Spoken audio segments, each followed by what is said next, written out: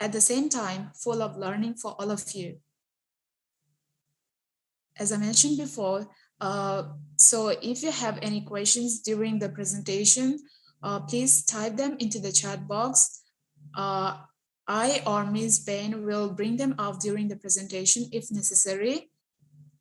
Or we also have Q&A section at the end. And so there are three panelists we have today from different countries and different universities.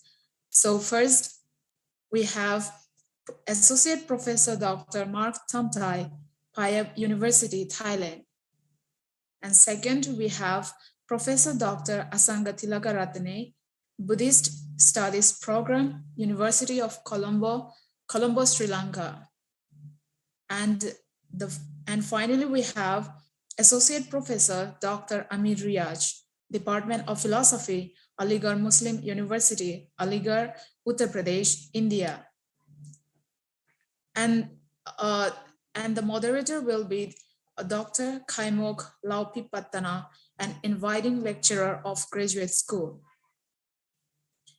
And the session will end with vote of thanks from Dean of Graduate School.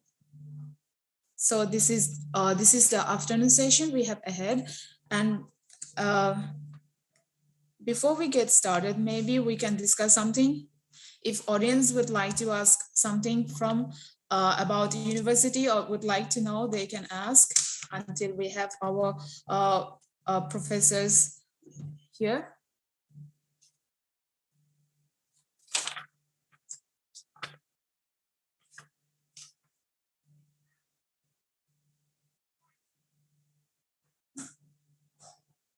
Oh, sorry, Ms. Ben, I cannot hear.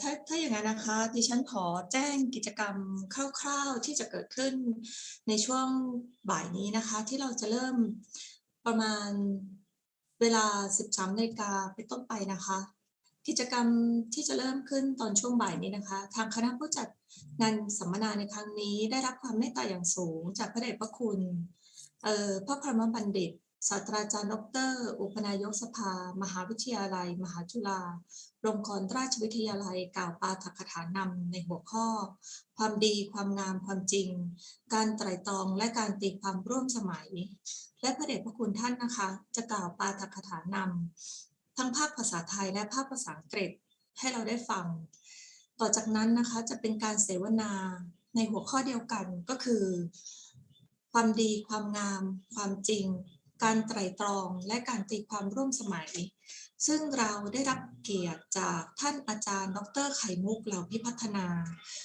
เป็นผู้ดำเนินรายการร่วมกับผู้ทรงคุณวุฒิอีกทั้ง3ท่านซึ่งท่านแรกรองศาสตราจารย์ดร.มาร์คตามไทยจากมหาวิทยาลัยพายัพประเทศไทยท่านที่2ศาสตราจารย์ดร.อสังคะติระกรัตนีจากมหาวิทยาลัยโคลัมโบประเทศศรีลังกาและท่านสุดท้ายที่จะมาร่วมเสวนากับเราในวันนี้นะคะคือรองศาสตราจารย์ดร.อามีริยาจากมหาวิทยาลัยอาริกามุสลิมประเทศอินเดียค่ะและทั้งหมดนี้นะคะเป็นกำหนดการที่จะเกิดขึ้นในงานสัมมนาในวันนี้อย่างคร่าวๆท่านผู้ร่วมเข้าสัมมนาในครั้งนี้ท่านใดนะคะที่ยังไม่ได้ลงทะเบียนกับทางเรานะคะเรามีลิงก์นะคะให้ลงทะเบียน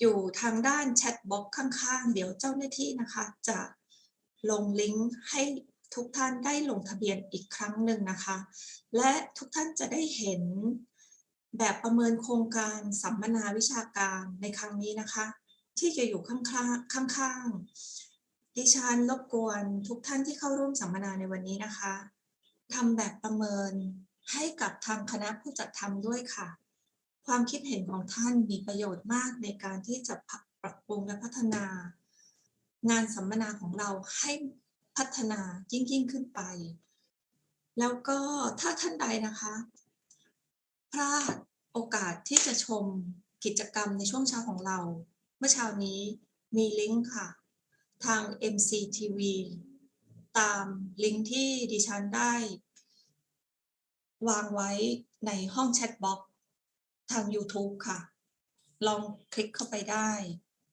เป็นกิจกรรมดีๆที่ไม่ควรพลาดจริงๆค่ะ Regina could you please tell the participant that we have a link for the morning session? Yeah, I just placed the link morning session for the participant who want to repeat. So could you see that? Yes, yeah, you can tell the participant who want to see the morning session again. Right. So those who have missed the morning session, there is a link has been sent in the chat box. You can go through the link and see if you would like to visit the morning session and continue with until our speakers come. You can watch that video in the YouTube or Facebook. So here is the link sent from MC Miss Ben. You can see the link morning session. Yes. Yeah. And we have evaluate form for Okay. the participant in the chat box as well. All right, and those who did not, those who haven't registered yet, please do register if so that we can provide you a participant certificate at the end of the seminar. And also please please cooperate us to evaluate the seminar. We will have the link very soon or already there. So, yeah. ค่ะ ถ้างั้นเวลาประมาณนะคะ เวลาประมาณ 13:10 นาที ตามกำหนดการ พระครูศรีปริยัติวิสุทธ์นะคะ จะมากล่าวต้อนรับผู้สัมมนา เพื่อเป็นสิริมงคลแก่เรานะคะเมื่อเช้านะคะเราได้พูดถึงเรื่องความดีความงามความจริงและการไตร่ตรองและการตีความร่วมสมัยไปแล้วในความเห็นทั่วไปทีนี้เราลองมาฟังความเห็นของเรจิน่าซึ่งเป็นนักเรียนในระดับปริญญาเอกกันต่ออีกนิดนึงค่ะว่าในความเห็นของเรจิน่านั้นเขามีความเห็นเรื่องพวกนี้ยังไงนะคะ Regina in the morning I asking you about the goodness beauty and the truth did you remember in your opinion yes in maybe your opinion? Okay since I'm not really related to this goodness and goodness beauty and truth my main thesis is related to sustainable development. But in brief, I would like to share like in 21st century, we are very developed and like we are developing very fast. So along with it, we need to have goodness, beauty, and truth. Goodness means like we all need goodness in today's life. Good, although both are good and bad are going, but goodness is like we need to have, and beauty. Of course, beauty. Everyone needs beauty, and if we have goodness and beauty all together, then we also feel ourselves happy. And the truth is like you can understand this external and internal beauty. Truth is like wisdom according to Buddhist philosophy, wisdom, and so this is the one like according to Buddhism, we need to understand what is the main thing. Like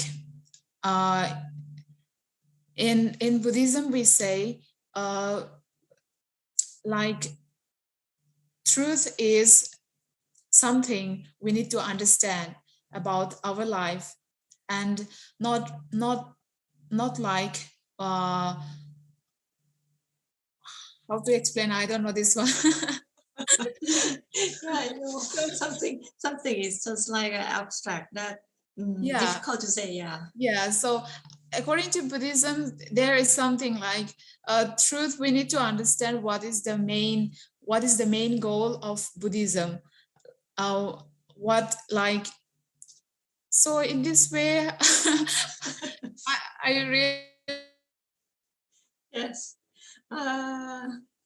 It's okay, Regina. You I'll explain about Regina, you still with us? About, because yeah. Well, yeah. What about it, sister? Can you explain in English a few words, since you are a doctor? Oh, you can actually elaborate something. Actually, I know what you mean. Because of when you say something good, it's a good because of you have a reason to say it's a good or real good. You know, you have a good because of a good or because of a good. You know, it's difficult to say. Yeah, it's when you say good because of he is a real good man, or because of he is a good because of he do something good for you. You know, if he do good for you, you say he is good, but actually he is a bad man. You know, even he do nothing for you, he's still good or something like that. Anyway, good or bad, it depends on the person. You know that the beauty is the same as a goodness, but the truth is always the truth, something like that. Yes. If yes, thank you, Regina. Thank you so much, Miss Bay. Yes.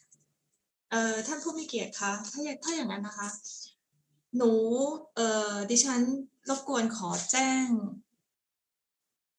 กิจกรรมพรุ่งนี้ด้วยนะคะคือพรุ่งนี้เป็นวันที่27จริงๆแล้วกิจกรรมของเรานะคะจะมี2วันคือวันนี้วันหนึ่ง26กุมภาพันธ์2565และพรุ่งนี้ค่ะวันที่27กุมภาพันธ์2565เช่นกันแต่ว่าวันพรุ่งนี้ค่ะเป็นวันที่นิสิตผู้ทรงคุณวุฒิและคณาจารย์นะคะจะพรีเซนต์บทความทางวิชาการของตัวเองค่ะจะแบ่งเป็นห้องนะคะคือเวลาที่เริ่มกิจกรรมจะเริ่มประมาณเวลา 9 นาฬิกาเป็นต้นไปค่ะห้องจะแบ่งเป็น2ห้องนะคะคือห้อง breaking room เป็น2ห้องเล็กๆคือห้อง English paper คือห้องภาษาอังกฤษ1ห้อง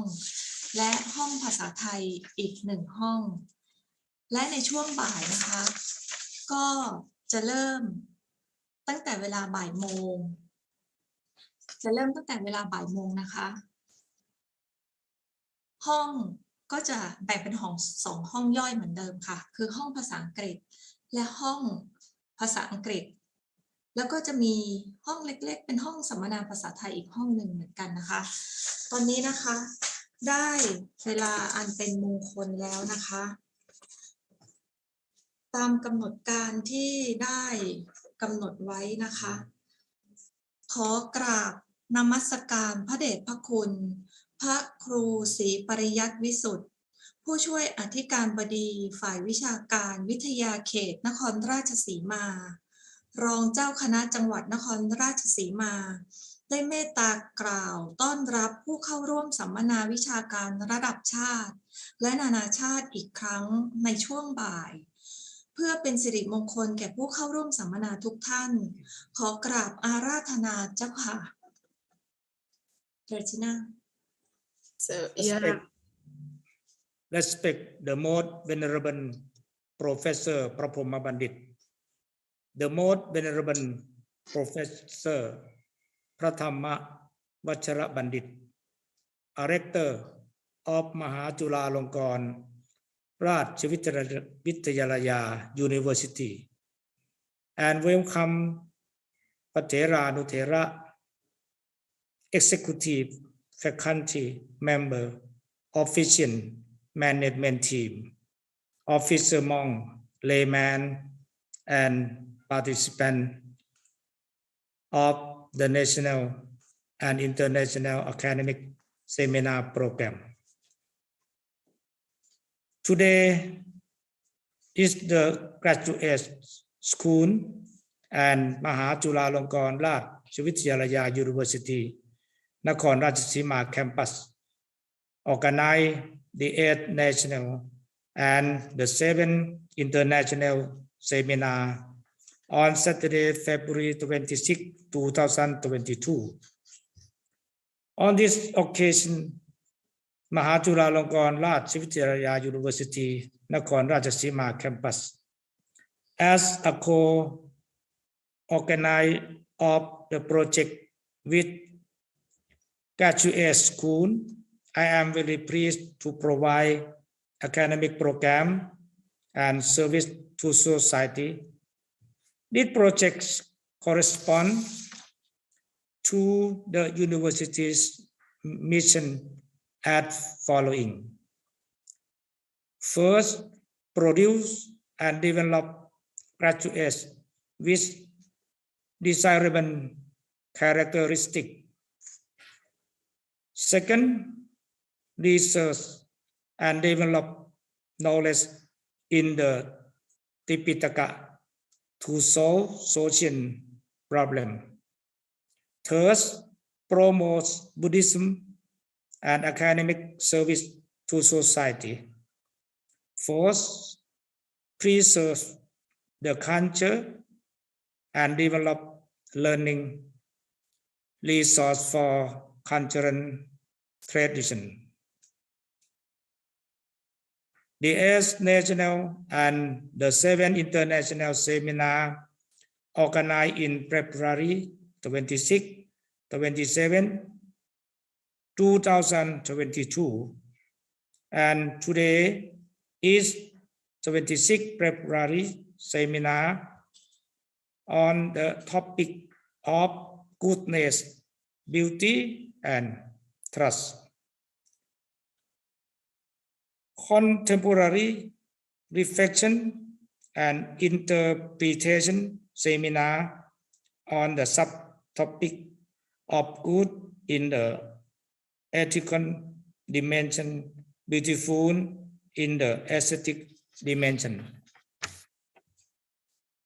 and true in the epistemology and metaphysics dimension.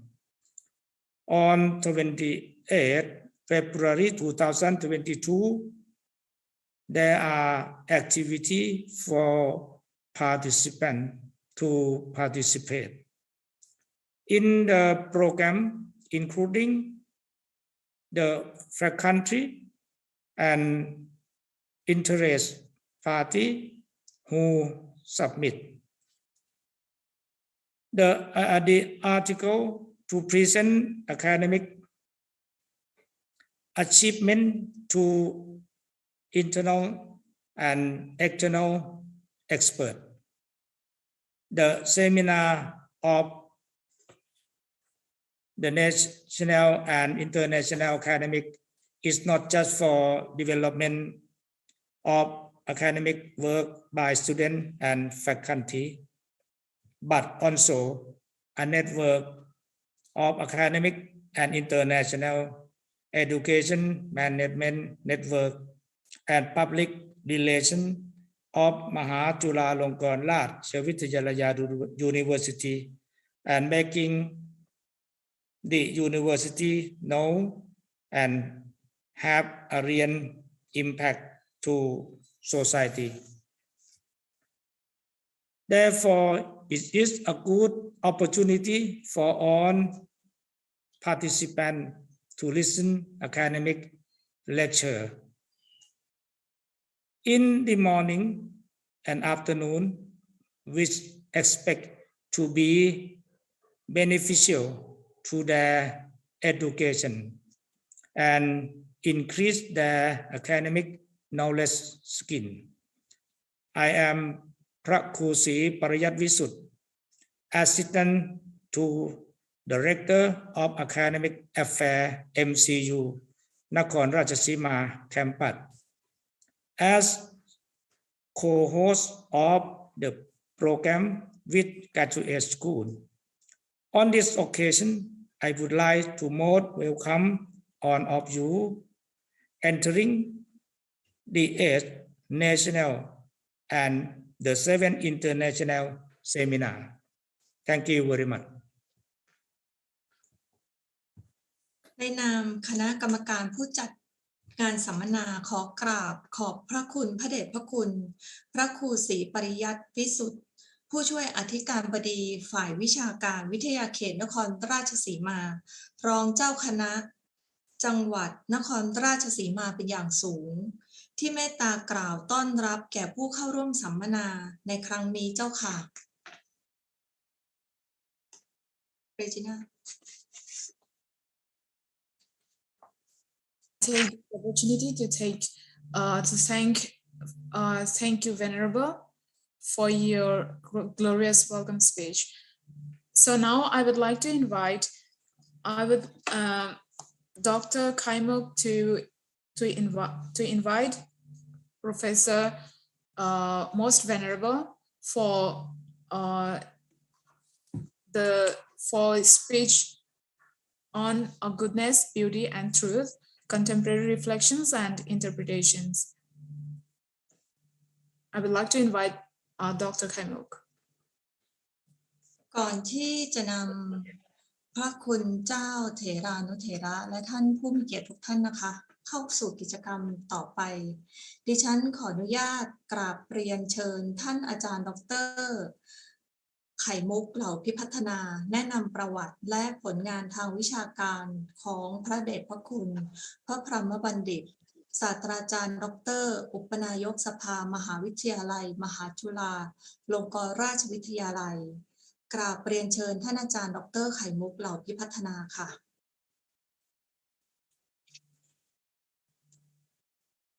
ค่ะขอบคุณค่ะดร.เบญภาษี Thank you Regina ค่ะกราบถวายความเคารพพระเดชพระคุณพระพรหมบัณฑิตศาสตราจารย์ด็อกเตอร์ที่เคารพอย่างสูงพระครูศรีปริยัติวิสุทธิ์ด็อกเตอร์ผู้ช่วยอธิการบดีฝ่ายวิชาการวิทยาเขตนครราชสีมาพระมหาสมบูรณ์วุฒิกโรรองศาสตราจารย์ด็อกเตอร์คณะบดีบัณฑิตวิทยาลัยพระมหาพรชัยศิริวโรผู้ช่วยศาสตราจารย์ด็อกเตอร์ผู้อำนวยการหลักสูตรปรัชญาพระคุณเจ้าที่เคารพคณาจารย์นิสิตนักศึกษาแขกท่านผู้มีเกียรติและผู้เข้าร่วมสัมมนาทุกท่านนะคะดิฉันดร.ไข่มุกเหล่าพิพัฒนาอาจารย์พิเศษบัณฑิตวิทยาลัยนะคะขออนุญาตกราบเรียนประวัติและผลงานทางวิชาการของพระเดชพระคุณพระพรหมบัณฑิตศาสตราจารย์ดร.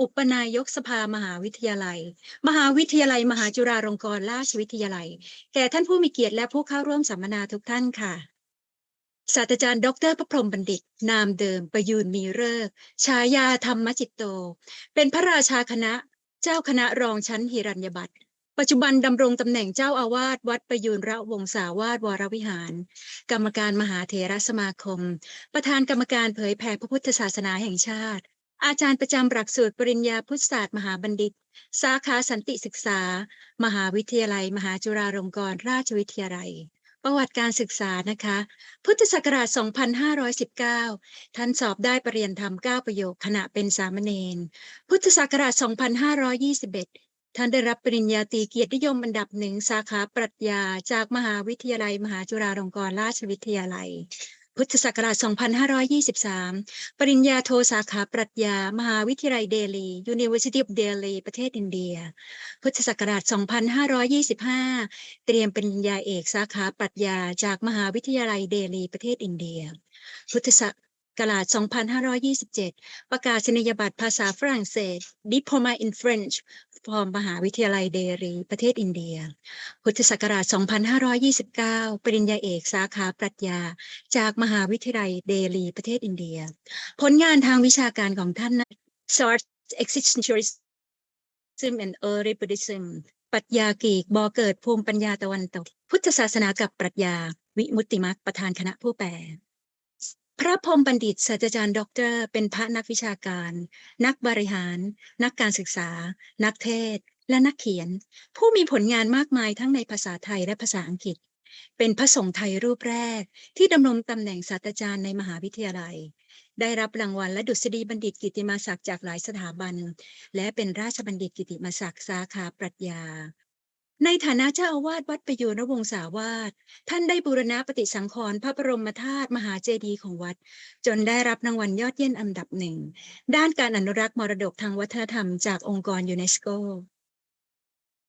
ได้ก่อสร้างสำนักงานใหญ่ของมหาวิทยาลัยมหาจุฬาลงกรณราชวิทยาลัยที่อำเภอวังน้อยพระนครศรีอยุธยาเป็นประธานผู้ก่อตั้งสมาคมมหาวิทยาลัยพระพุทธศาสนานานาชาติและประธานผู้ก่อตั้งสภาสากลวิสาขบูชาโลกที่ได้รับฐานะเป็นองค์กรที่ปรึกษาพิเศษขององค์กรสหประชาชาตินอกจากนี้ท่านยังได้รับเครื่องราชอิสริยาภรณ์ต่างประเทศและเกียรติคุณอีกมากมาย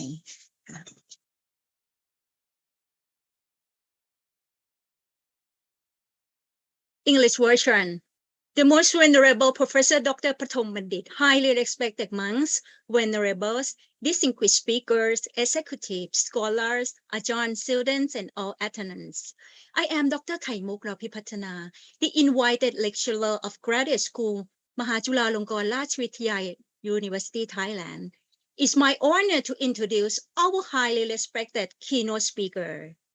The most venerable Professor Dr. Pramahapom Bandit, Ecclesiastical Governor of Legion II, Chief Abbot of Wat Prayun Rawong Sawat in Bangkok, and a member of the Secretariat to the Executive Committee for the Supreme Patriarch of Thailand.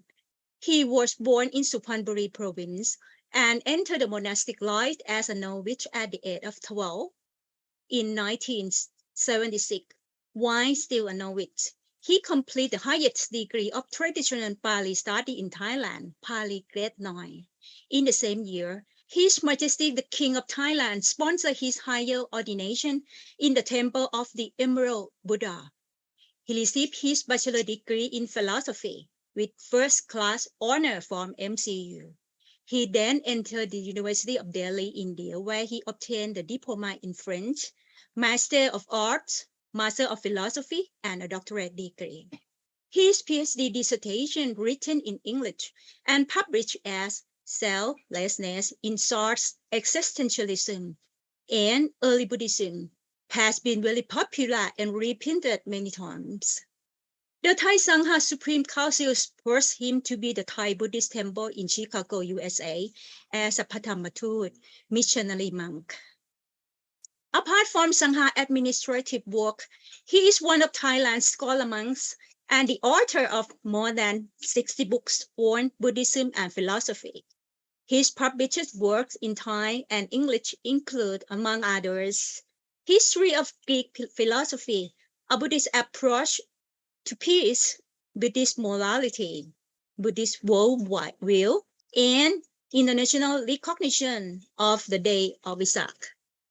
He has been invited to give Dhamma talks on Thai radio and television and has, for the past 20 years, annually delivered lectures not only throughout Thailand, but also around the world, including a series of Dhamma lectures in the United States. In recognition of his academic work and dedication to society as a whole, His Majesty the King of Thailand on December 16, 2003, graciously appointed him to the position of Professor of Philosophy at MCU. He was chairman of the organizing committee of the Second Buddhist Summit, co-hosted by MCU and the Nenbushuchu Buddhist sect of Japan. He acts as chairman of the organizing committee of the second and third IBC on the United Nations Day of Vesak.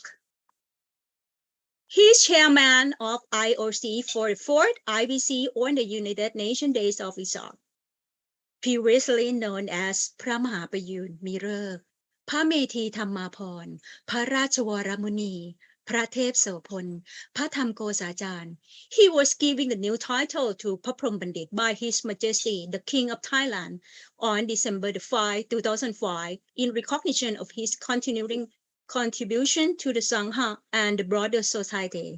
Right now, we come to the highlight of the national and international seminar. May I cordially invite the most venerable Professor Dr. Prapom Bandit, a keynote speaker, to deliver a speech on Goodness, Beauty and Truth, Contemporary Reflection and Interpretation. The most venerable, please. Yes. ต่อจากนี้นะคะพระพรหมบัณฑิตศาสตราจารย์ดร.อุปนายกสภามหาวิทยาลัยมหาจุฬาลงกรณราชวิทยาลัยพระเดชพระคุณพระพรหมบัณฑิตศาสตราจารย์ดร.อุปนายกสภามหาวิทยาลัยมหาจุฬาลงกรณราชวิทยาลัยพระเดชพระคุณท่านได้บำเพ็ญคุณประโยชน์อย่างมากมายทั้งยังมีมุมมองวิสัยทัศน์ที่กว้างไกลก่อตั้งมหาวิทยาลัยมหาจุฬาลงกรณราชวิทยาลัยวังน้อยอยุธยาด้วยวิสัยทัศน์ที่ตั้งใจผลักดันพัฒนามหาวิทยาลัยมหาจุฬาลงกรณราชวิทยาลัยให้เป็นที่ประจักษ์และรู้จักในระดับนานาชาติพระเดชพระคุณท่านเป็นผู้นำในการดึงความร่วมมือจากทุกภาคฝ่ายรวมถึงความร่วมมือจากมหาวิทยาลัยทางพุทธศาสนาจากทุกนิกายไม่ว่าจะเป็นพุทธเถรวาทมหายานมาเป็นองค์ขับเคลื่อนยกระดับรวมทั้งผลงานทางวิชาการต่างๆมากมายซึ่งสามารถนำไปต่อยอดเพื่อพัฒนาในการข้างหน้าได้อย่างดีเยี่ยมเพื่อไม่มีทิศทางในการไตร่ตรองและตีความร่วมสมัยตามยุคสมัยที่เปลี่ยนไปอย่างรวดเร็วและเพื่อไม่ให้เรื่องของความดีความงามความจริงเหล่านี้เป็นเพียงอยู่ในโลกแห่งความฝันคือโลกที่เรามักเรียกว่ายูโทเปียบัดนี้ได้เวลาอันเป็นอุดมมงคลแล้วขอกราบอาราธนาพระเดชพระคุณได้กล่าวปาฐกถานำตามหัวข้อความดีความงามความจริงการไตร่ตรองและการตีความร่วมสมัยทั้งนี้พระเดชพระคุณท่านจะกล่าวปาฐกถานำทั้งภาคภาษาไทยและภาคภาษาอังกฤษขอกราบอาราธนาพระเดชพระคุณเจ้าค่ะเรจิน่า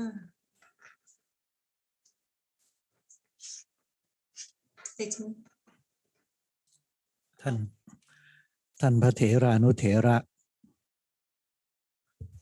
ผู้บริหารคณาจารย์นิสิตฝ่ายบรรพชิตและผู้บริหารคณาจารย์นิสิตฝ่ายคฤหัสถ์รวมทั้งท่านผู้สนใจในศาสนาและปรัชญาทุกท่านเนื่องจากการประชุมสัมมนาวันนี้เป็นการประชุมสัมมนานานาชาติแล้วก็เรื่องปรัชญาตั้งหัวข้อเกี่ยวกับความดีความจริงและก็ความงามซึ่งมีรากฐานอยู่ในปรัชญาตะวันตกปรัชญาคริสต์แล้วก็ปรัชญาตะวันตกสมัยปัจจุบันเฉพาะเรื่องปรัชญาก็เป็นเรื่องที่ยากและไปเกี่ยวข้องกับปรัชญากรีกปรัชญาคริสต์ก็ทำให้ผู้ไม่มีพื้นฐานในเรื่องเหล่านี้ค่อนข้างจะยากในการติดตามเพราะฉะนั้นก็จะเกริ่นเป็นภาษาไทยนิดหน่อยก่อนว่าถึงแม้จะเข้าใจยากแต่ก็ให้ฟังในภาษาอังกฤษนี่แหละเพื่อให้รู้ว่าในโลกของปรัชญานั้น เขาคิดกันอย่างไรเขาพูดกันอย่างไรเป็น demonstration เป็นการสาธิตการพูดการสอนการบรรยายปรัชญาในภาษาอังกฤษให้เราอดทนที่จะตามฟังถ้าไม่เข้าใจก็เพราะว่าเราไม่มีแบ็กกราวด์พื้นฐานในปรัชญากรีกปรัชญาคริสต์และพยายามโยงเข้ามาหาพุทธปรัชญาของเราเพื่อให้ผู้มีพื้นฐานในทางพุทธปรัชญาได้ประยุกต์ใช้ได้จะเริ่มต้นด้วยการบรรยายเพียงภาษาอังกฤษเพราะว่าจะใช้เวลาส่วนใหญ่เป็นภาษาอังกฤษในช่วงท้ายถ้ามีเวลา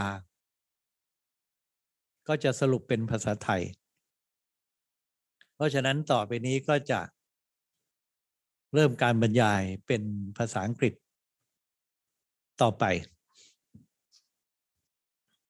Good afternoon everybody.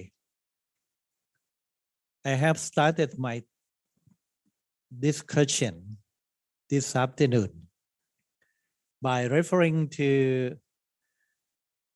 the main theme of today's seminar, Goodness, Beauty and Truth. I arranged the sequence of the three words as truth, goodness, and beauty, and is normally practiced in the Western philosophy. If you start with goodness in the main theme, it is under the influence of Plato and Thomas Aquinas. This philosophical triad of truth, goodness, and beauty is rooted in Greek philosophy. As I will show you this picture. In Greek philosophy, which has Plato as the champion, he started talking about the triad of truth, goodness, and beauty in his work, Dialogues of Plato. Starting with the form, the world of form. The highest form is the good, and the second stage is truth, beauty, and justice. Justice is moral goodness, but the highest form is the good. The good as the highest form is developed into the Creator God by Saint Augustine and Saint Thomas Aquinas in the scholastic philosophy, and become the famous triad, truth, to Plato philosophy, truth not in this world, truth in the world of form. What is form? Form, starting from the difference between universals and particulars. When you look at a man, Mr. A, Mr. B, Mr. C, Mr. A, B, C represent particular things in the world, in the sensible world that we are living in. All men in this world are particulars. And when we look at them, concept of man. Why we call these people men, why we do not call monkey men? How can we differentiate men from monkeys or from cows or other animals? Because in our mind, there is the idea of men already inside our mind. It is a concept in the modern language. But what is this concept? This concept represents universal man. The idea of man resided in our mind. We compare the universal man in our mind with the particular men over there. Then we recognize men. So universals are the concept in our mind. Where the universal coming from? Not from our learning in this life. It comes from our past life. We learn about universal from the world of forms or the world of universal. That's why forms, not in this world, it is in the world of forms, are not created. Forms are not created by our thinking. They are objective reality. Reside in the world of forms, separated from the world of sensible objects or the world of matter that we are living in here. So the ideal form of apple, only one. Apple, the perfect apple is only one in the world of form. Whereas we can find many particular apples in this form are copies of the universal or form of apples in the world of form. So in this case, the world of form is real. They are objective truth. Truth for Plato is in the world of form.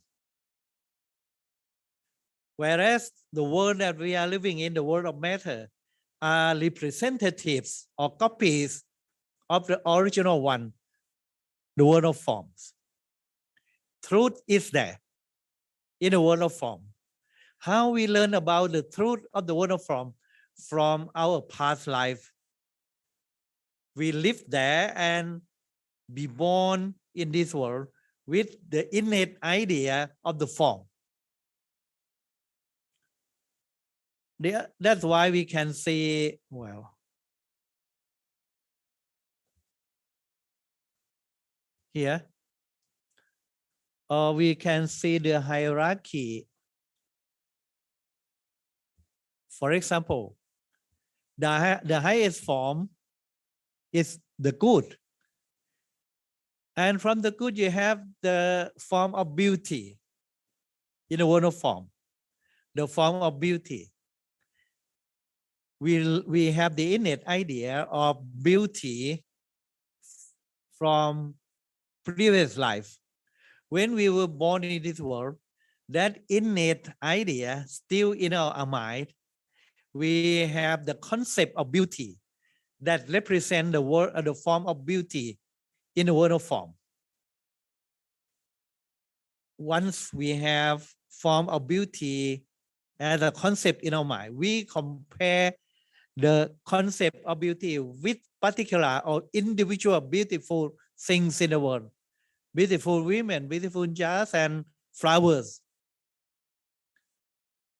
You see, natural beautiful objects are one or two steps from the world of form, because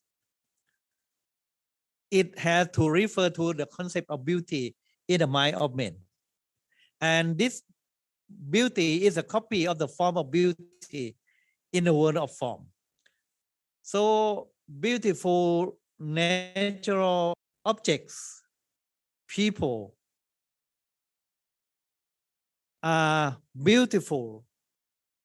We know them through the concept of beauty in our mind.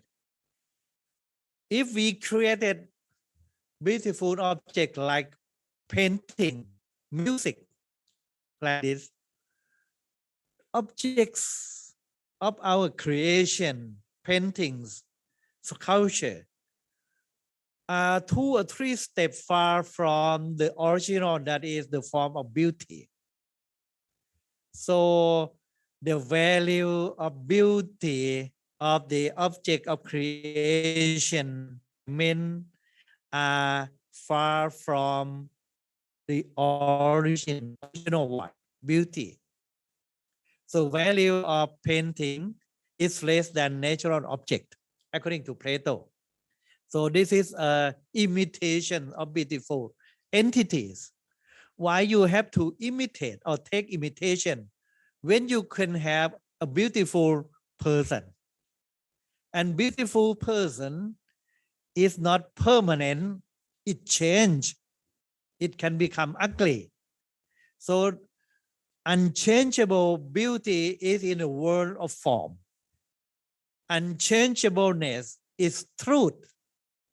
The origin of everything particular here reside in the transcendental world of form, truth. So separation, there is a separation between the world that we are living here, is world of particulars, objects, and the world of form. It transcends our eyes here, that is sense experience. We know by means of reason about our concept about the world of form. Separation between the 2 worlds is there in the philosophy of Plato. Disciple of Plato is Aristotle. Aristotle differs from Plato in he has accept or he admits that there is form when we recognize that such and such being is human being. Is human being because we have the concept of man. Where is the origin of the concept? Plato said it's in the world of form. Aristotle said no. The concept of man is the reason of abstraction. When we see particular form, particular men here and there, we abstract, we get the abstract idea of men. A universal man arises in our mind. It becomes the concept. It means that when we look at man, at a man, we are not seeing just a man, but a form of man, a structure of man, a universal man inside that particular person. So form and matter living together in a particular things. Aristotle didn't accept Plato teaching a philosophy that form is in the world of form. Form is transcendent. No. Aristotle said form is there, exists, but already here in the world of particular. Form of man resides within a man, a particular man. So form and matter are together in this very world. So when you look at the apple, you see the matter, the material aspect of apple and the form of apple are together. They become, so you can see this picture, the famous one. On the left-hand side is Plato. This is painting in 1509. On the right-hand side is Aristotle. Plato just point to the sky. Point to the sky. Point his finger to the sky. Whereas Aristotle point his finger to the ground. The gestures from Plato is that he tried to convince Aristotle that forms are up above there in the heaven, in the world of form, over there. Whereas Aristotle said, no, it's here in this very world, pointing his finger to the ground. So the teacher and disciple have different ideas regarding the forms. What Aristotle wants to explain is that forms are the causes of change in the world. For example, if we want to make a table, this is the table, the cause of making the table are fourfold. Number one is the material cause, the wood, the iron, etc. The material cause. The second cause is related to the form, the idea, the blueprint of creating a house, and the design for the table are the formal cause of the table. So the carpenter idea is form, a formal cause. Whereas the carpenter is the efficient cause. He is the person who invests his effort to make a table with the design of form in his mind, and along with the material cause, the wood. For what purpose? To fulfill the vision of the table in his mind. Vision of table is the final cause. The completeness of table we call actuality of a table. When it is in stage of material cause, that is wood in the forest, it is in state of potentiality.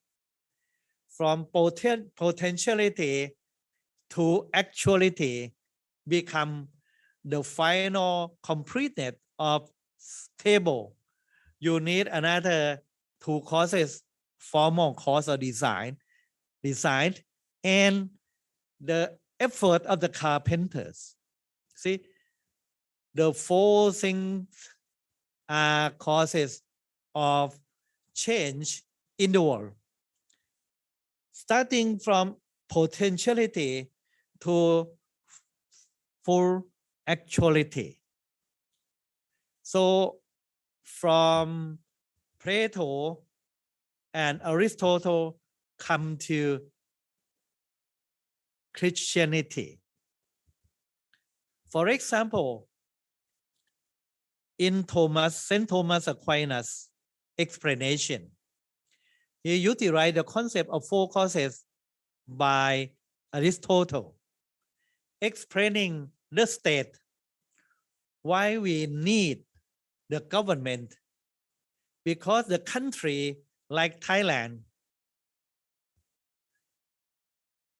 consists of people and all the objects in the country that is the material cause, according to Thomas Aquinas.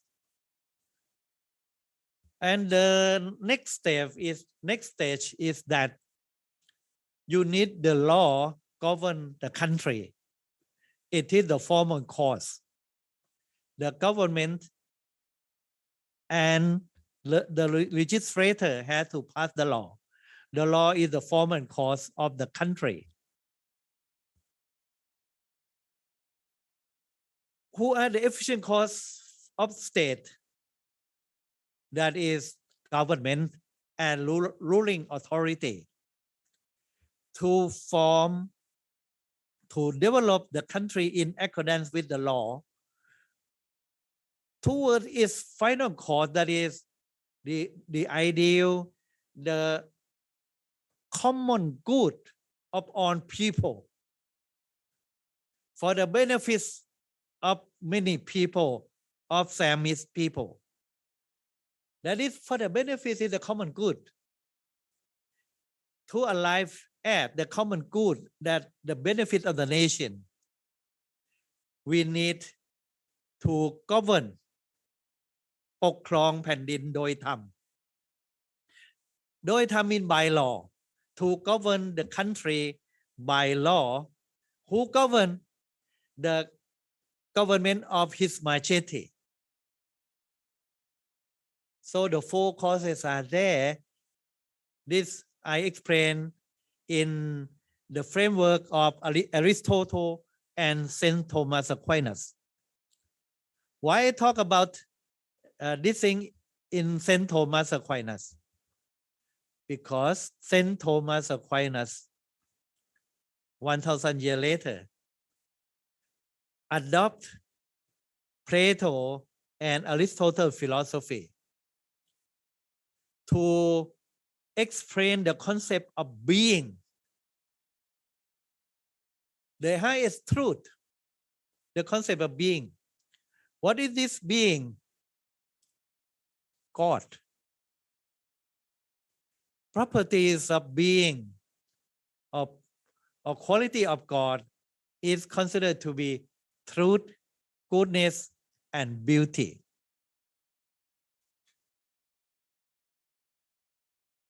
When I further explain that, you will see Plato languages.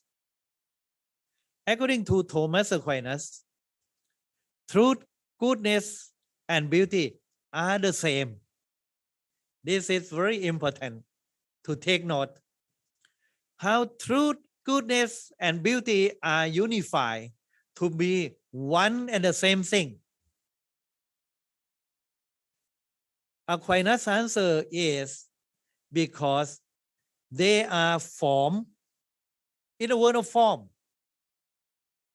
presented by Plato and expanded by Aristotle.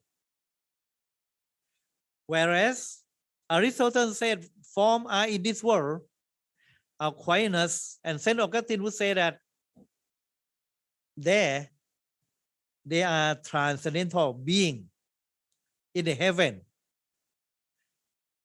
God qualities are threefold at least, are forms of truth, goodness, and beauty.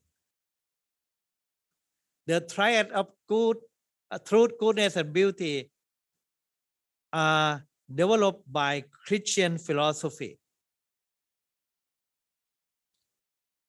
In Saint Thomas Aquinas, I quote Thomas Aquinas from his summary of theology. These are his words. Goodness and being, that is God. Goodness and God, being, are really the same. Being means truth.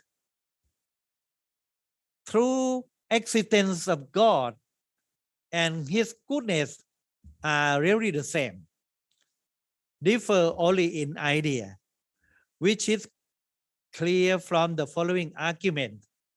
This is argument to prove that goodness and being are the same, or goodness and truth are the same. The essence of goodness consists in this, that it is desirable. Goodness is desirable. We want to achieve goodness. So goodness is what all desire. What is this goodness? We want to be good. What is good? Good is desirable. Okay. Desirable to be what? To be perfect. To be complete. Desire for perfection.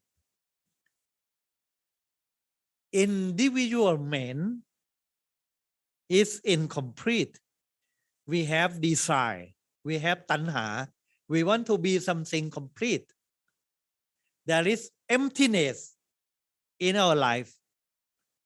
We want to become one with the completeness. That is the goodness.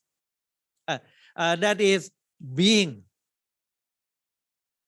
Being is the full existence of the transcendent beyond our experience. In the world of form, in Plato philosophy, and in the kingdom of God in Christianity. So everybody wants to be complete. So in Sat philosophy, Chong Pon Sat, man is the useless passion. Passion to be complete, to be one with being in itself.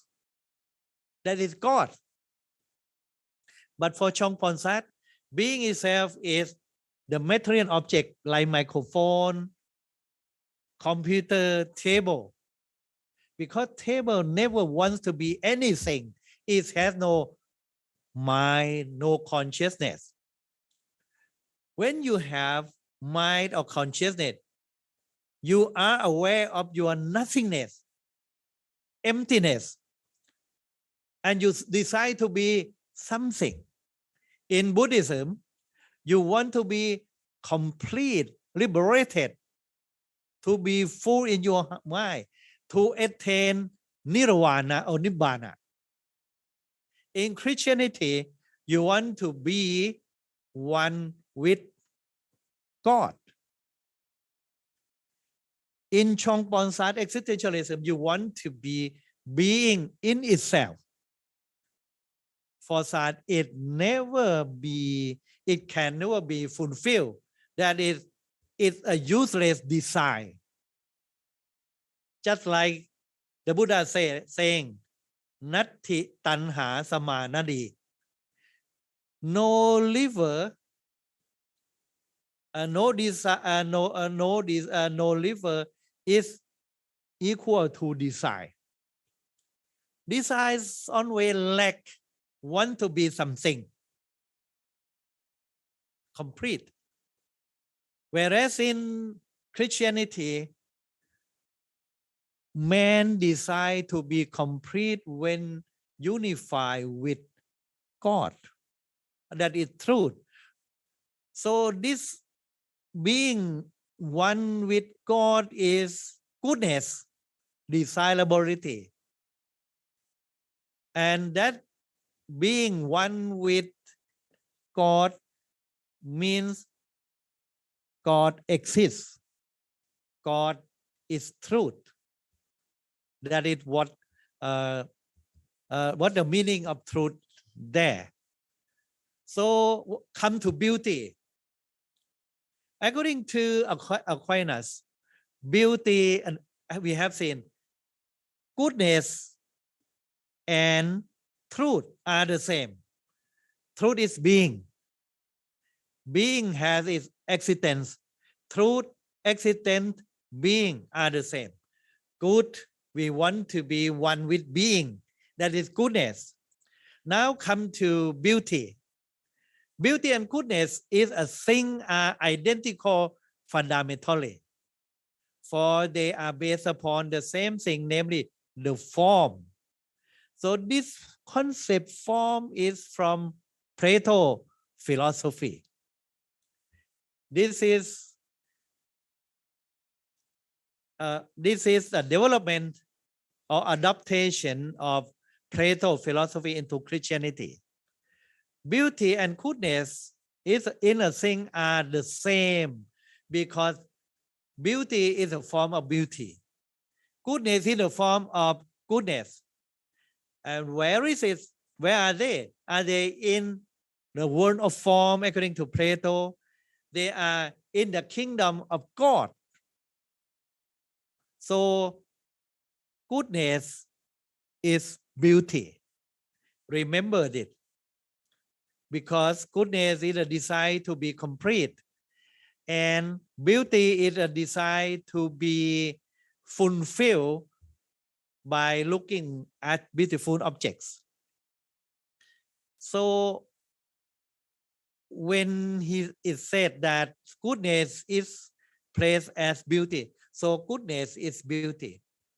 I will come to Buddhism.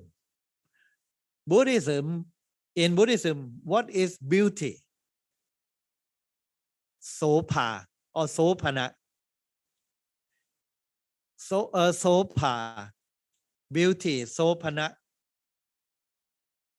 beautiful. How is the concept of beauty in Buddhism related to the concept of truth and goodness? We compare with Plato philosophy and Aquinas philosophy. I will compare to you. So before I go to the comparison, I would like to draw your attention to what the meaning of beauty in St. Thomas Aquinas philosophy. Goodness and beauty. The beautiful is the same as the good, and they differ in aspect only. For since good is what all seek, we have a passion or a desire to be complete, be one with being, capital being. That desire to be one is good. And the notion is good is that we calm the desire to be. When we become one with being, we calm the desire to be. The notion of beautiful is that which calm the desire by being seen or known. We want to satisfy our desire for the beautiful objects. We accumulate, we enjoy the beauty of the objects that is beauty is for. So the good is for mind because it drives us to be one with being. The beauty is become one with us because with the goodness because we have a desire also to enjoy beautiful objects. According to Thomas Aquinas, there are three attributes of beauty. For anything to be beautiful, it must have quality of harmony, symmetry, or proportion. The beautiful is right for the attention. Beauty exists, must exist. It is not subjective. Beauty is there in the world of form. Goodness is there in the world of form. Truth of being is there in the world of form or in the kingdom of God. So good or truth, goodness, and beauty are objective realities. They are objective reality. It's not just the object of our thought. It's already there. So summary of what we have discussed so far. Three concepts. They are interrelated. The first is true or truth. something is instead of being true if it is in accord with reality. In accord with reality means represent the true things. The thing that is true must exist outside our knowledge, outside our mind, our thinking. Truth is objectivity. In the world of form, in the kingdom of God, or whatever they are impermanent, they are permanent, unchangeable. That is truth. In Plato, Saint Augustine and Saint Thomas Aquinas, Triad. What is good? Good is something instead of being good, if it is fulfilling the desire for well-being. Take note of the term well-being. Well-being is the goal of all life. What is state of well-being? We want to achieve. This is good. We have desire to achieve. That is goodness. The third one is beautiful. Something is a state of being beautiful if it is well-ordered, harmonized, integrated, and radiant. The three attributes of beauty as described by Saint Thomas Aquinas. So in Plato, Aristotle, Saint Thomas Aquinas, you have the thread of truth, goodness, and beauty. The three are the same. Truth means already exists as an objective reality outside our mind. Goodness is a desire to become one with truth, or in Buddhism is to live our life in accordance with ultimate reality. Beauty is the radiant figure of the Buddha. Well-ordered harmony is there. Radiant figure of the Buddha in this picture. You will see how beautiful the Buddha in this picture is. There is the halo around the Buddha. Why the Buddha has a halo, a radiant one, beautiful one? That is because the Buddha has three attributes, three virtues. It's well known that the Buddha has three virtues: Panya, Visuddhi, and Karuna. This is a triad in Buddhism. Panya, or wisdom, representing the Buddha enlightenment. Enlightenment is the wisdom that reveals the truth of Nibbana. So the first triad in Western philosophy is truth, reflected by the quality, the first virtue or the first qualities of the Buddha, that is Panya. Panya signifies truth. The second one, purity, Visuddhi, refer the Buddha's state of mind, which is purified of all defilements. Pure mind, purity, clarity. Clarity in Thomas Aquinas is purity in Buddhism. That signify beauty, beautiful mind, beautiful body, pure body and pure mind. That is beauty. Truth, beauty. What about goodness? Goodness is the third quality or virtues of the Buddha. Compassion, Karuna, Panya, Visuddhi, Karuna. Compassion is the readiness to help sentient beings to achieve their well-being. Goodness. When you attain the liberation of your mind, that is Nibbana. Your mind is purified, and your scope of wisdom is enlarged so much that you can see all sentient beings instead of suffering, and you want to help them to get rid of suffering. And it is said that your wisdom, Panya, the Buddha, or Arahant, the perfected person, Arahant, qualities of mind. The first one is wisdom, to realize the Paramattha Dhamma, or ultimate reality. So, Panya, representing truth. Truth of what? Truth of Paramattha Dhamma, ultimate reality. There are 4 kinds of ultimate reality in Buddhism discovered by wisdom of Panya. Number 1 is Rupa, matter and energy.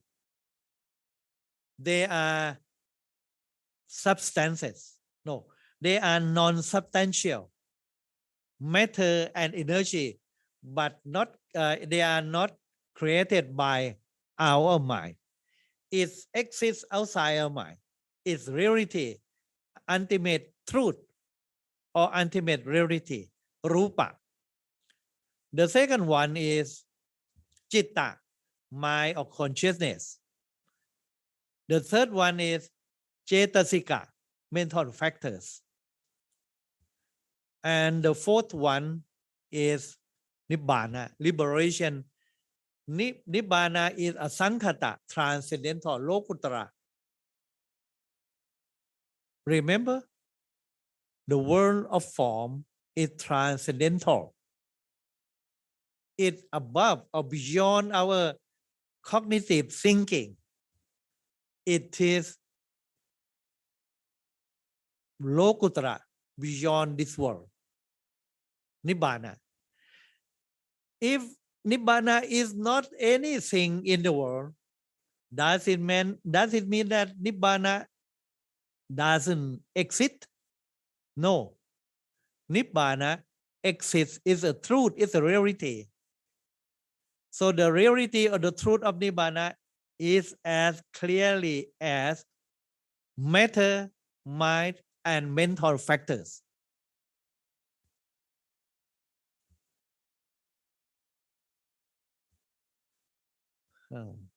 So the concept of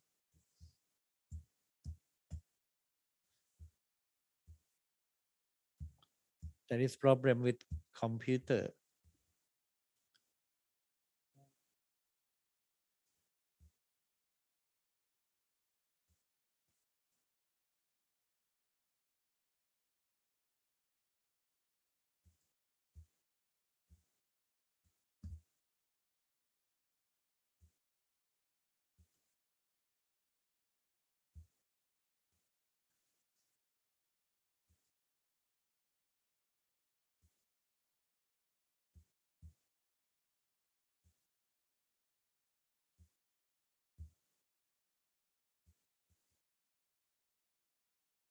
Okay, I try to correct my computer.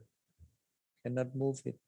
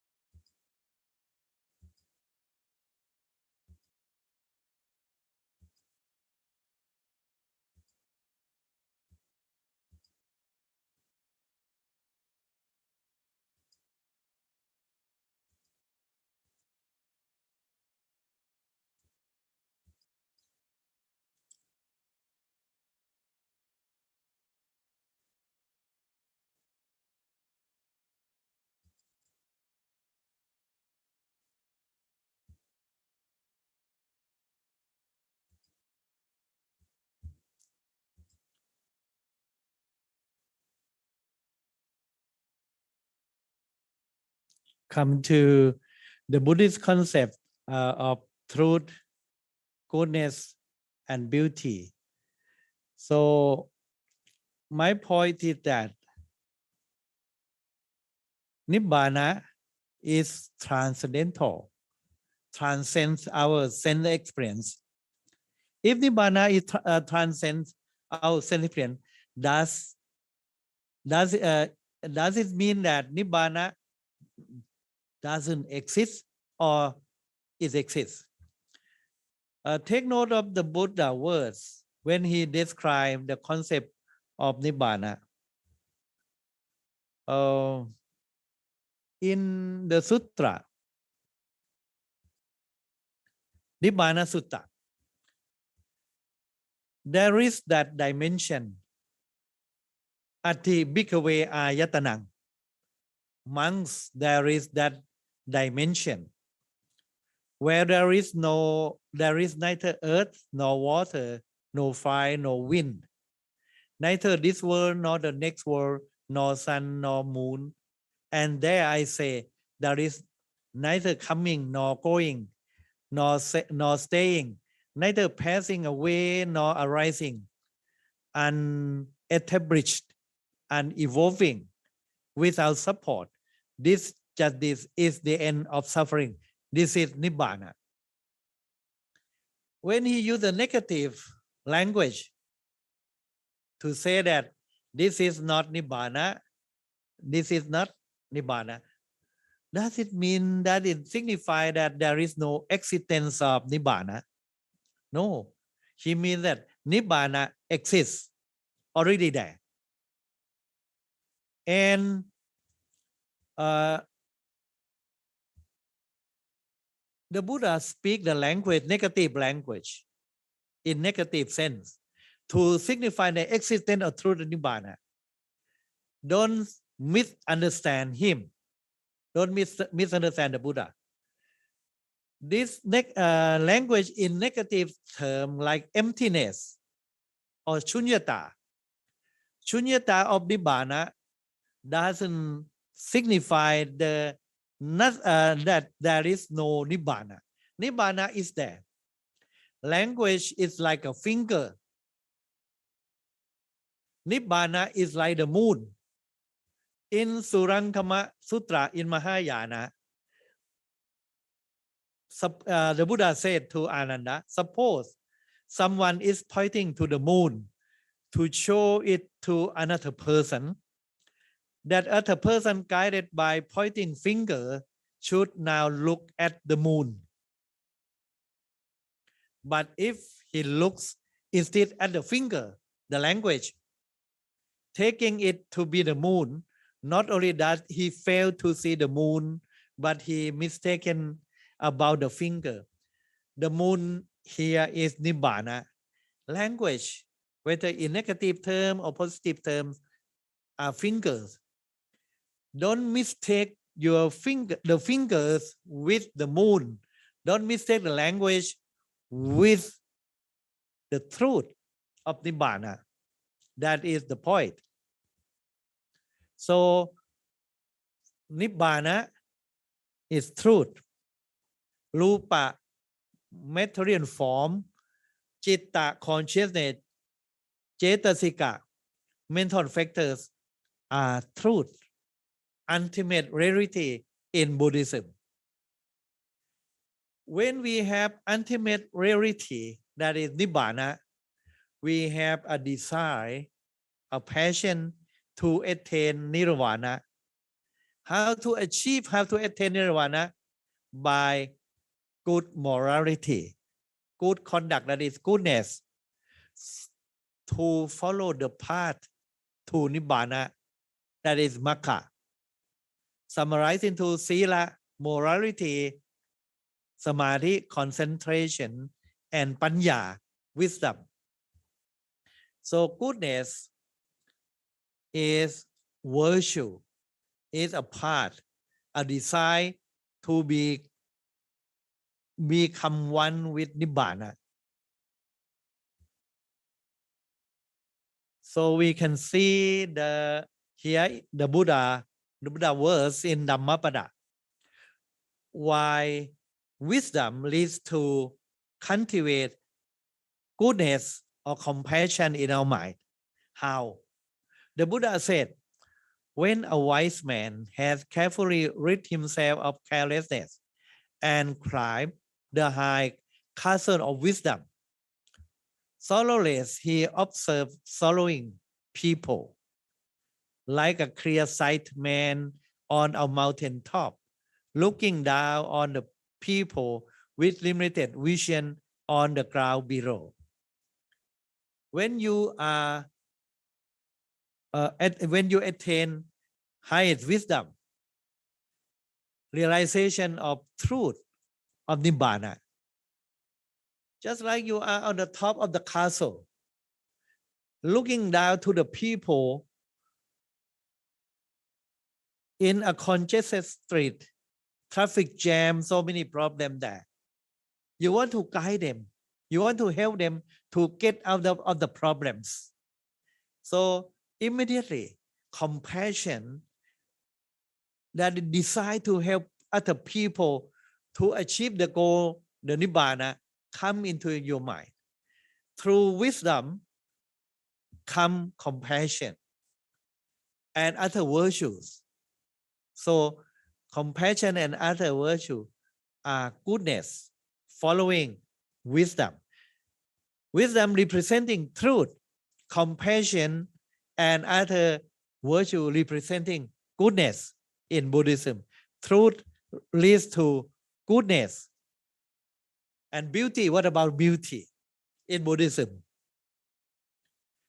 There is the Buddha saying in Dhammapada, of all the fragrances, sandal, takara, blue lotus, and jasmine, the fragrance of virtue is the sweetest. Sila kanto, fragrance of virtue is the sweetest. Faint is the fragrance of takara and sandal, but excellent is the fragrance of the virtuous, wafting even among the gods. So beauty comes from virtue or goodness. We want to be to attain nirvana, we have to be a good to develop a good virtues in our mind. Good virtue in our mind is leads to purity of mind. That good virtue and purity are beauty in Buddhism. So this is the relation between truth of the highest goal, Nibbana. The goal draw our attention to attain nirvana, that is our well-being, that is goodness. We want to become one with the unity of the Nibbana, so that desirability is goodness. How to once we attain or when in the process of attaining nirvana, we have to develop compassion because of our wisdom, no realization of truth.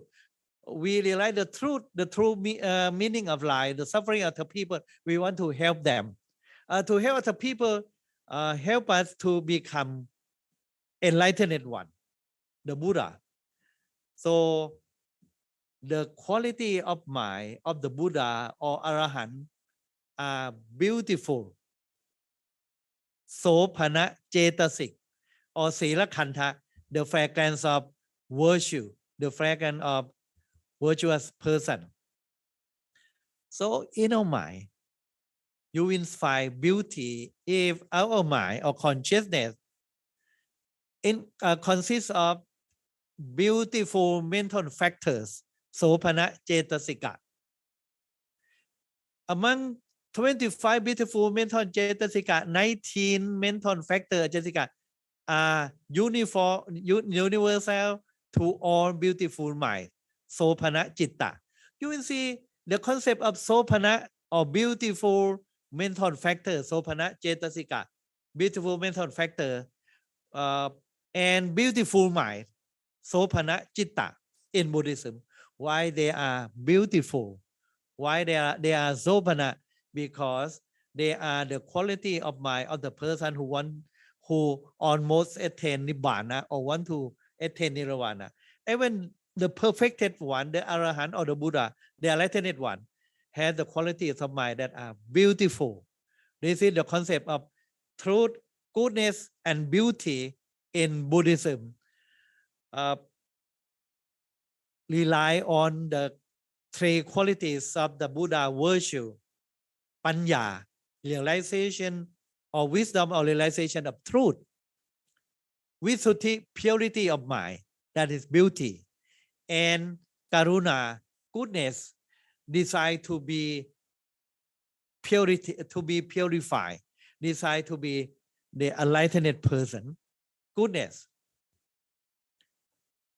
Because of these mental factors in our mind, that is, if our mind is full of unwholesome factors like greed, hatred, and delusion, our mind is ugly.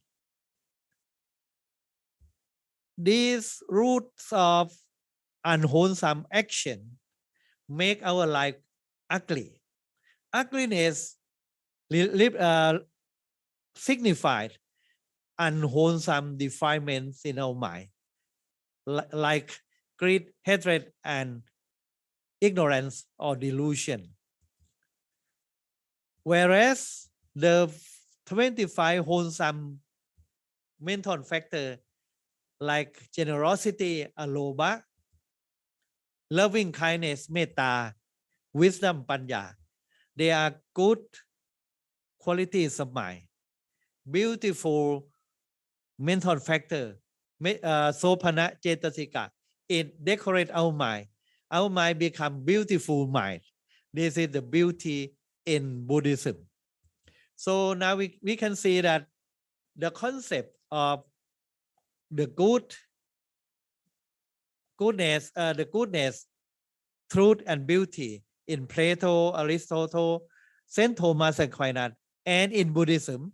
But in Buddhism, they call Panya, Visuddhi, Karuna. Panya, wisdom; Visuddhi, purity, clarity, or beauty; and Karuna means compassion, that is goodness. That is goodness. So now we see the common concept of philosophical triad in Plato, Aristotle, Saint Thomas Aquinas, and even in Buddhist philosophy. Truth, beauty, or truth, goodness, and beauty. Truth, goodness, and beauty. So these three concepts in the contemporary circle of philosophy, we have a separate branches of philosophy study. They are not unified. If we pay attention to truth only, a study of truth, the extent of truth, we have a branch of philosophy called ontology. They specify in studying the meaning of truth. In ethics, they have a specific study of goodness, and in aesthetic, they emphasize on beauty.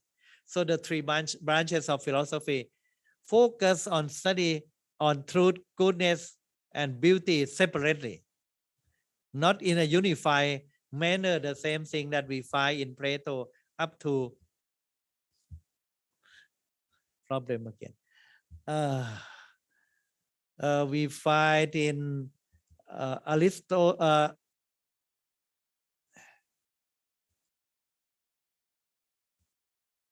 Let me.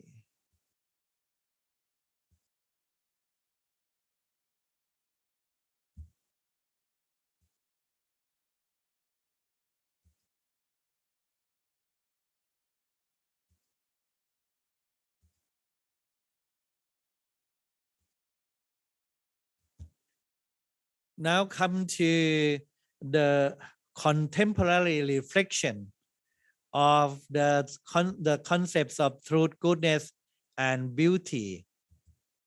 I have shown you the triad of truth, goodness, and beauty in Western philosophy and along with the Buddhist philosophy.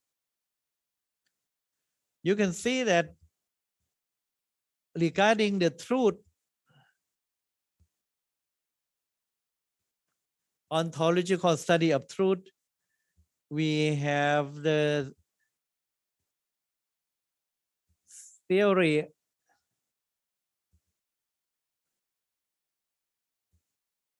of truth.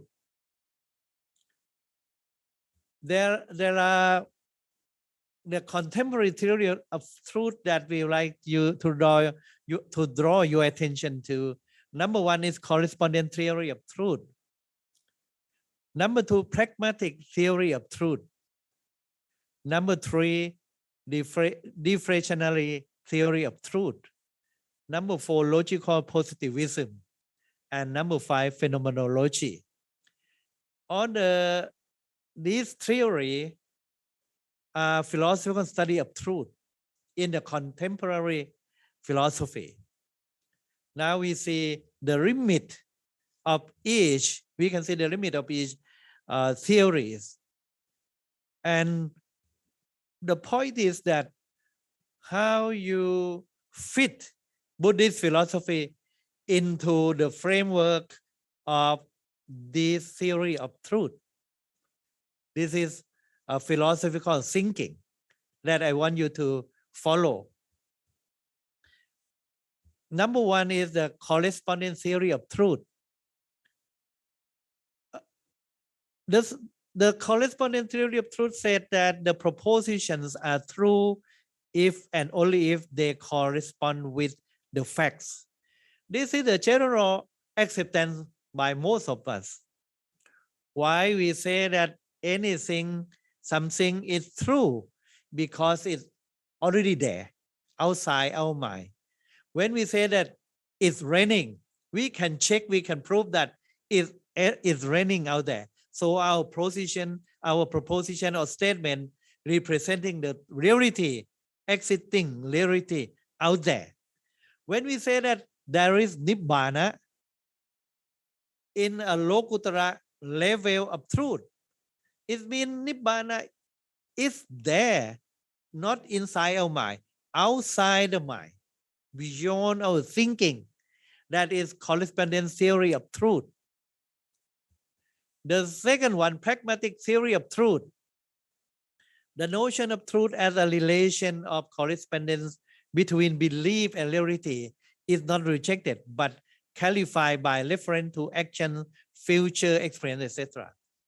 Pragmatic theory of truth is proposed by pragmatism. When we say that Nibbana or the end of suffering is goodness. How is goodness? You try to practice following the threefold education of Buddhism, Sila, Samadhi, and Panya, morality, concentration, and wisdom. And see for yourself when you practice meditation, how you feel, what experience that you get from meditation practice. If it is good experience, it's confirmed that meditation is good. This is the truth of meditation in the sense of pragmatic theory of truth. Another one is logical positivism. A statement is meaningful if and only if it can be proved true or found at least in principle by means of sense experience. The scientists nowadays following logical positivism, anything can be proved by sense experience is true in principle, whereas the existence of God cannot be proved because it's beyond the grasp of experience. Is not true. So scientific statement in the framework of logical positivism. The Inflationary theory of truth states that truth is a concept that is easily shown to be dispensable or is no more than technically useful. When we talk about metaphysics, the existence of something beyond our experience, that metaphysical truth is true or not. Meta being, core being, or being or existence of any transcendental being cannot be taken seriously. It can be dispensable. It's not necessary because it is just a language. When we say that there is the creator, there is heaven, there is hell, the word heaven, hell, creator are nothing but language, but words to be not necessary to believe that is true. So we don't have to answer what is life after death, because life after death is redundant word. It's a framework that we created in our mind. Ludwig Wittgenstein in his work said, what is your aim in philosophy? He said, to show the fly the way out of the fly battle. The fly battle stands for the conceptual presupposition which keep us looking in the wrong direction. Instead of clarify the language, the meaning of the term, the meaning of proposition as it is used in the language, we try to understand, to answer the question of truth of the existence of being or metaphysical objects, which is meaningless, redundant, and that is deflationary theory of truth. In phenomenology, they use phenomenological method to describe phenomena as they are given to consciousness. Truth is subjectivity. We can say that Nibbana is truth. Heaven is truth. Angel is true. It's truth because we have had experience or encounter with angels, with Nibbana. In that case, the truth of Nibbana is subjectivity. As the Buddha said, Paccattang veditapo vinyuhi. It's private experience of the wise people. Nibbana, Paccattang veditapang. Nibbana is the private experience of the wise people. So in this case, truth is subjectivity. It doesn't mean that Kierkegaard, the pioneer of existentialism, Kierkegaard doesn't reject the existence of the objective reality, but he approved also subjective reality like our private experience, Nibbana, or even our consciousness. Who can say that there is no consciousness? When I am aware of my consciousness, this is my private experience. My consciousness is truth, paramattha, ultimate reality. And my mental factor, anger, loving kindness, compassion are there. I'm aware of them. They are private experience. They are paccattang veditapo, that to be aware, to be understood by me myself. This is so these are the truth of proposition in contemporary philosophy.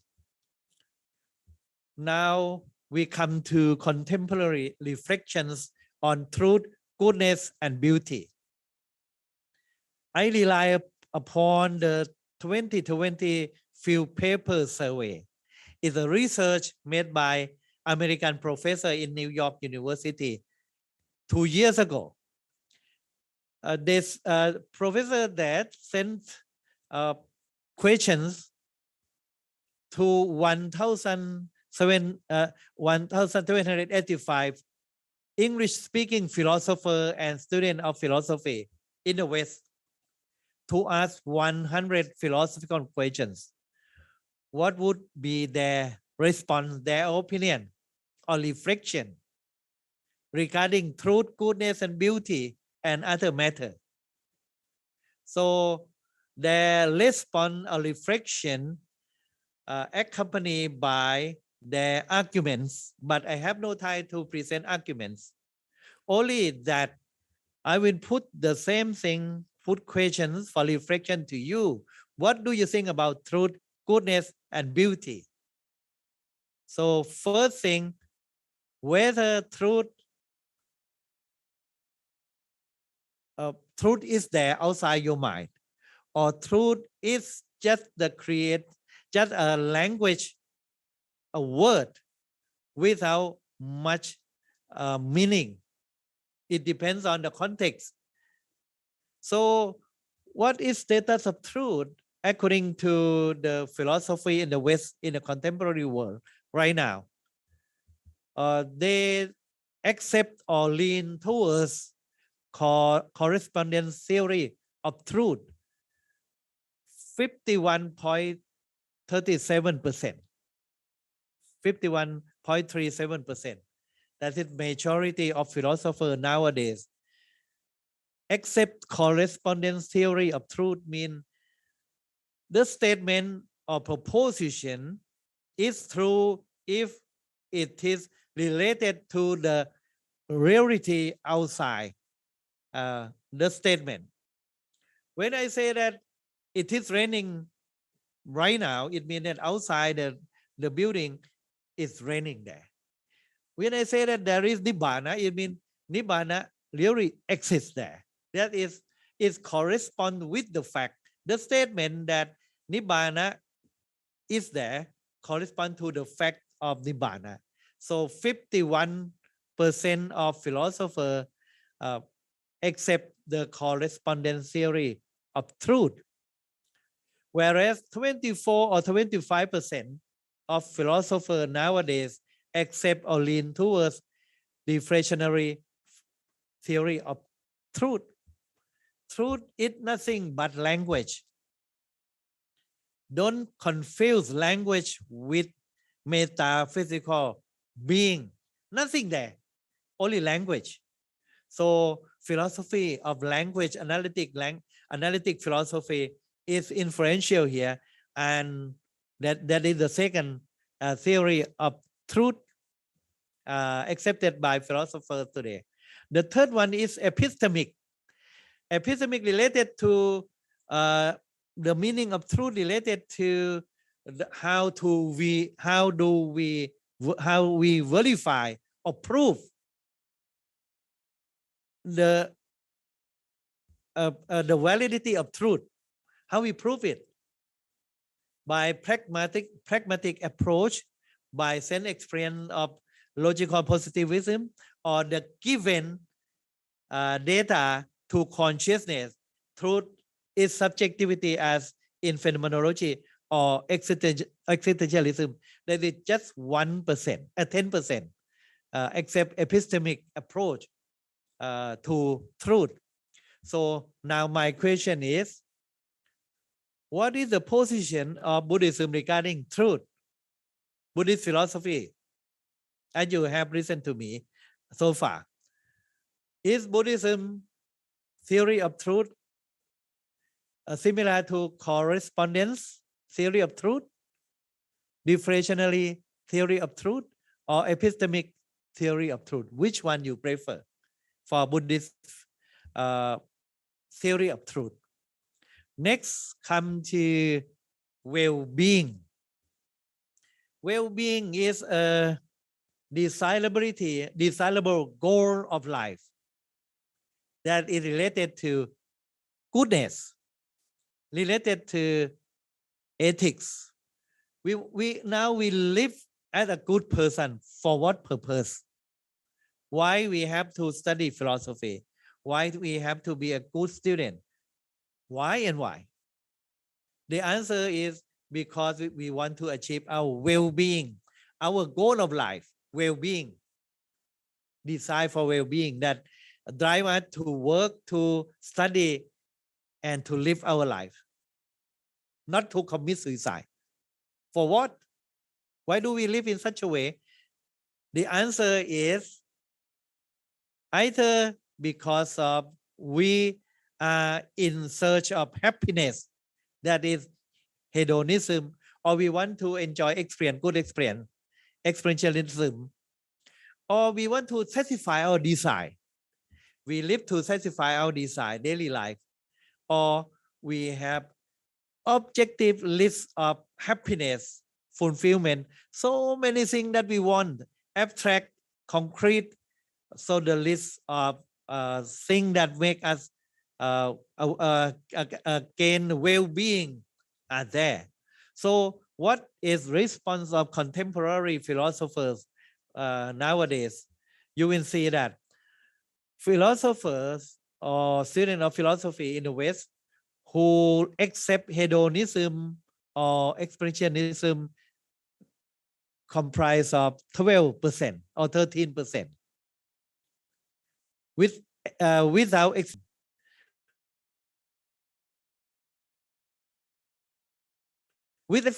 except 18%, except objective list of well-being, well-being consisting of many components: money, happiness, service to mankind, etc., friendship.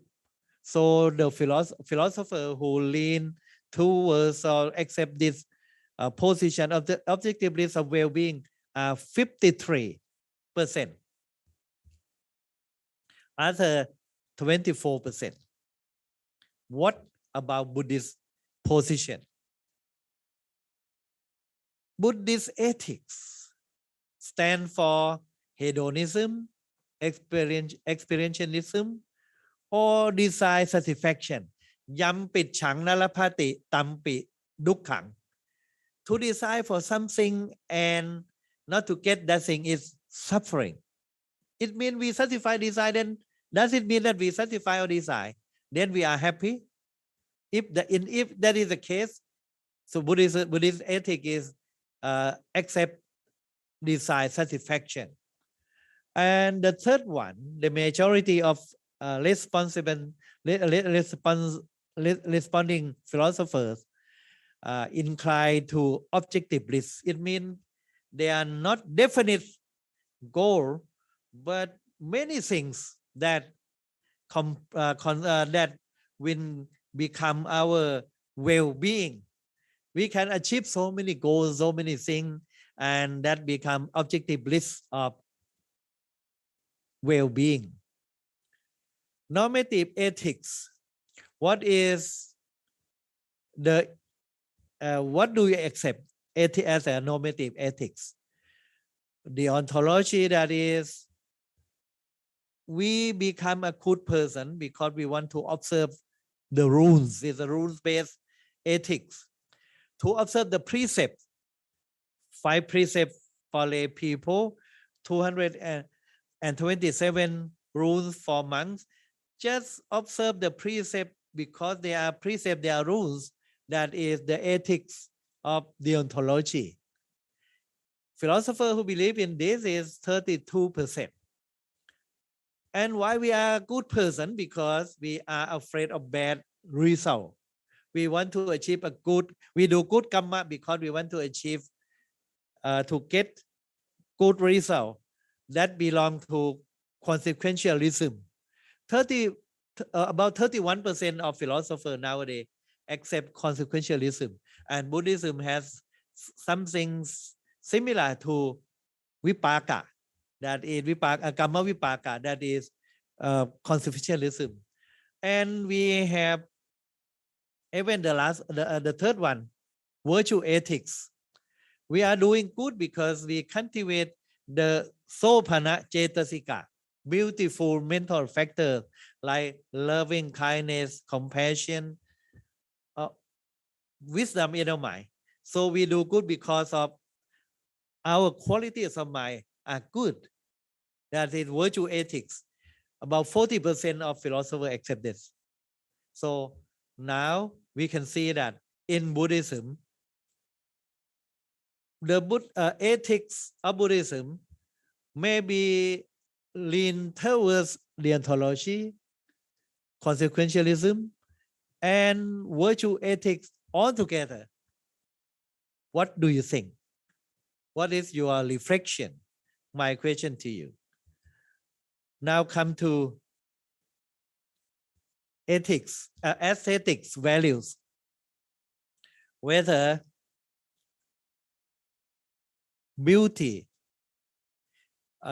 we have mentioned in Aquinas, Thomas Aquinas, that there are 3 attributes of beauty: harmony, clarity, and integrity. These qualities are objective or subjective. Subjective means it depends on our awareness, our cognition.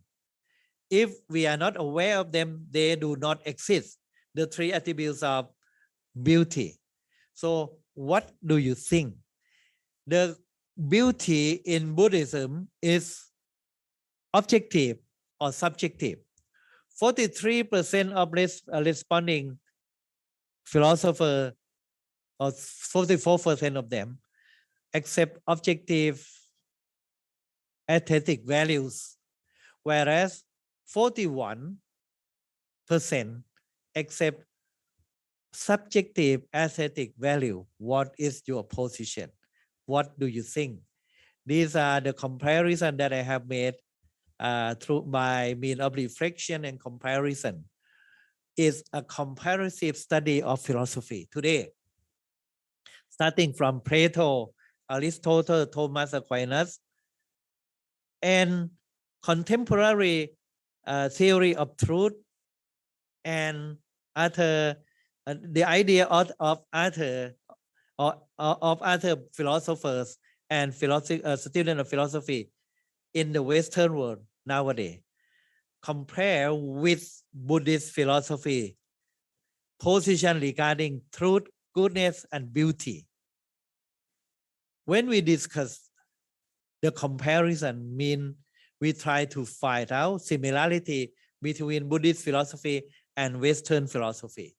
Similarity gives deeper insight into reality, deeper understanding, as I have expounded. And different is good for self-evaluation. What is lack in our Buddhist philosophy that we need to add, and what is there to find the validity, how to find validity in our position. So comparison help us to understand ourselves, our Buddhist philosophy. So my discussion on truth, goodness, and beauty, on comparative reflection, bring us a clear insight into truth, goodness, and beauty of Buddhism, and make us interested to find it interesting for further discussion. I don't know whether I have time to summarize in Thai or not. That depends on the moderator. I will stop here. If I have time, I will summarize in Thai.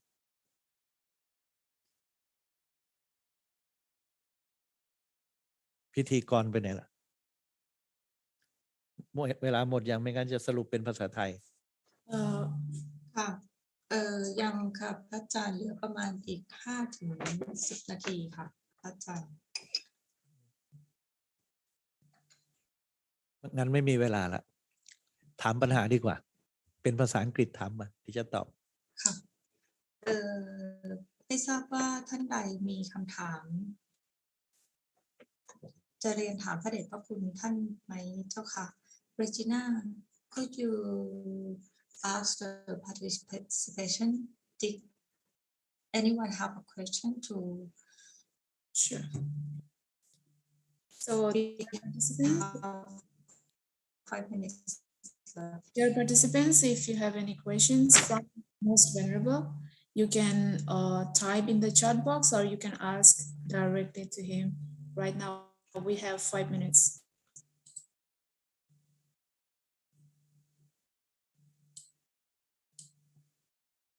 Anyone? So we have 5 minutes in English or Thai. You can ask any questions if you have.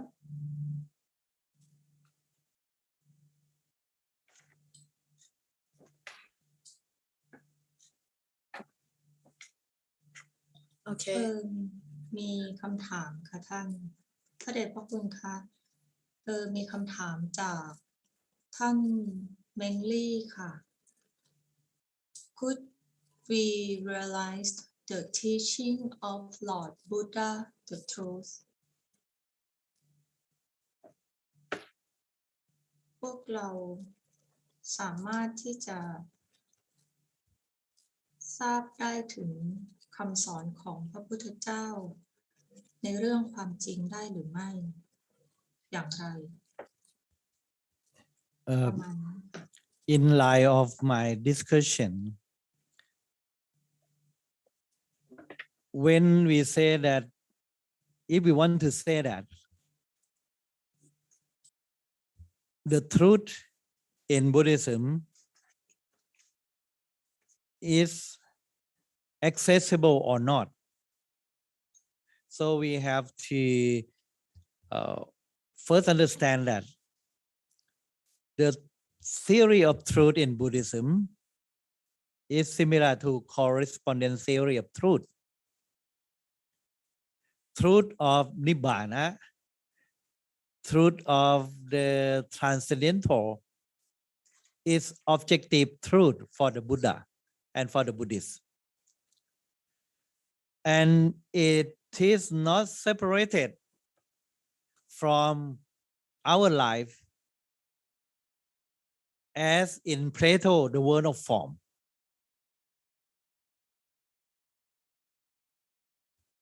It is in the grasp of our wisdom that we can rewrite the truth of Buddhism.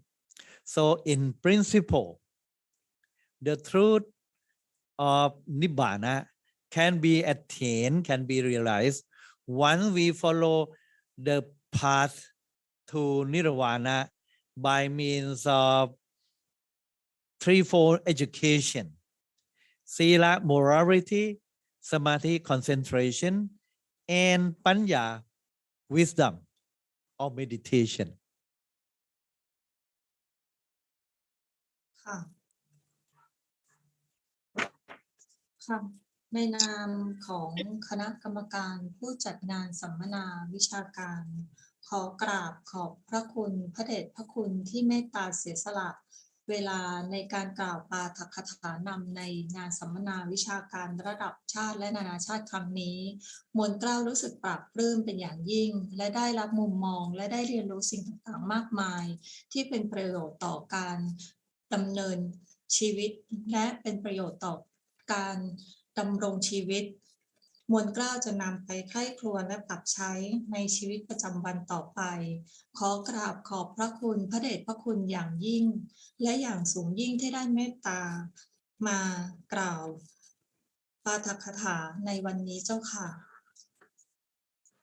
เรจิน่า So today we mark this date as an event to help us all lead a healthier lifestyle.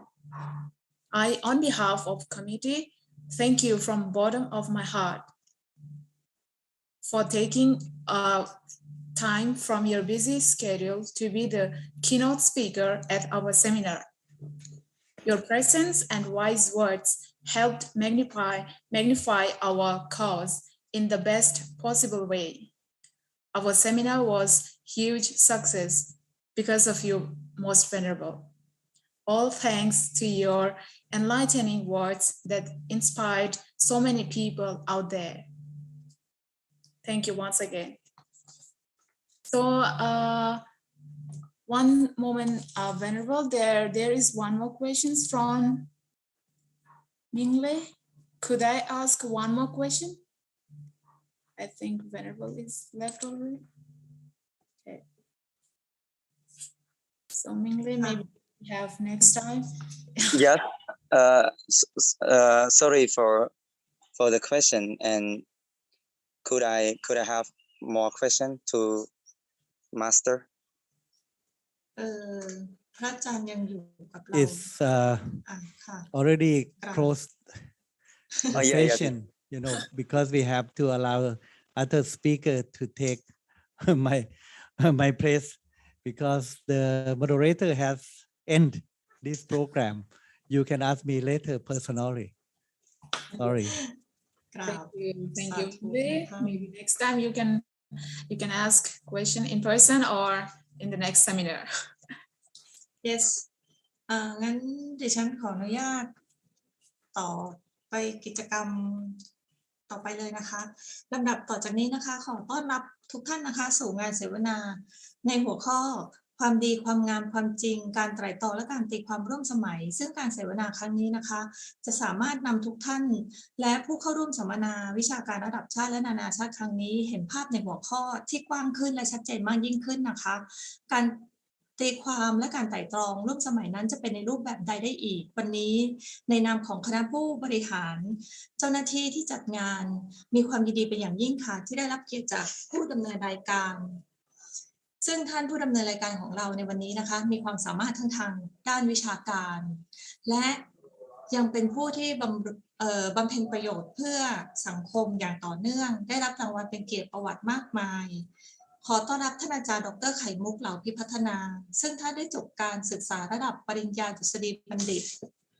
จากปริญญาดุษฎีบัณฑิตนะคะเอกปรัชญาจากมหาวิทยาลัยอัสสัมชัญหรือ ABAC และได้รับผลประเมินดุษฎีนิพนธ์ดีมากจบการศึกษาระดับปริญญามหาบัณฑิตคณะศิลปศาสตร์มหาบัณฑิตเอกศาสนศึกษามหาวิทยาลัยอัสสัมชัญหรือ ABAC ได้รับรางวัลโล่เกียรตินิยมดีเลิศวิทยานิพนธ์ดีเด่นท่านอาจารย์ดร.ไข่มุกเหล่าพิพัฒนาเป็นอาจารย์พิเศษของมหาวิทยาลัยถึง4แห่งด้วยกันนะคะคือมหาวิทยาลัยมหาจุฬาลงกรณราชวิทยาลัยมหาวิทยาลัยมกุฏราชวิทยาลัยมหาวิทยาลัยบุรพาและมหาวิทยาลัยอัสสัมชัญหรือ ABAC นอกจากนี้ท่านอาจารย์ยังเป็นนายกสมาคมผู้ปกครองและครูโรงเรียนเซนต์พอลคอนแวนต์รองประธานมูลนิธิสงเคราะห์เด็กและเยาวชนจังหวัดชลบุรีผู้พิพากษาสมทบศาลเยาวชนและครอบครัว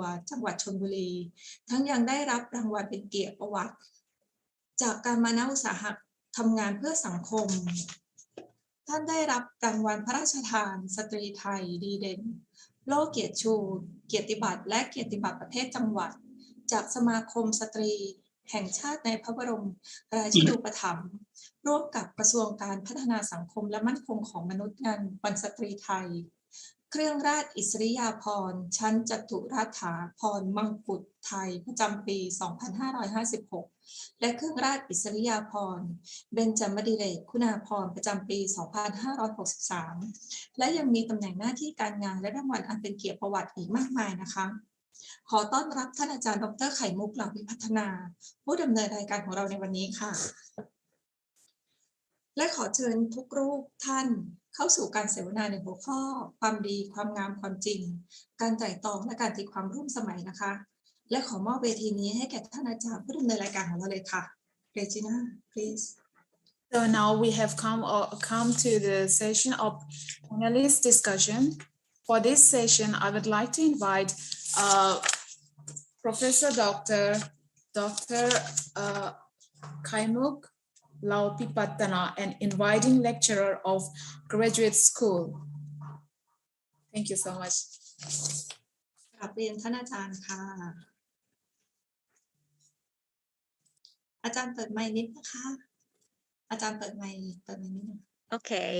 อาจารย์ค่ะ Thank you so much, the two lovely MC นะคะ Dr. Ben Pasi and Regina Jackma นะคะ So, highly respected monks, venerable sirs, distinguished speakers, scholars, Ajahn, students, and our lovely attendees from Thailand and aboard of the national and international seminar organized by Graduate School and Nakhon Ratchasima Campus, Mahajuralongkorn Rachvidyalay University of Thailand.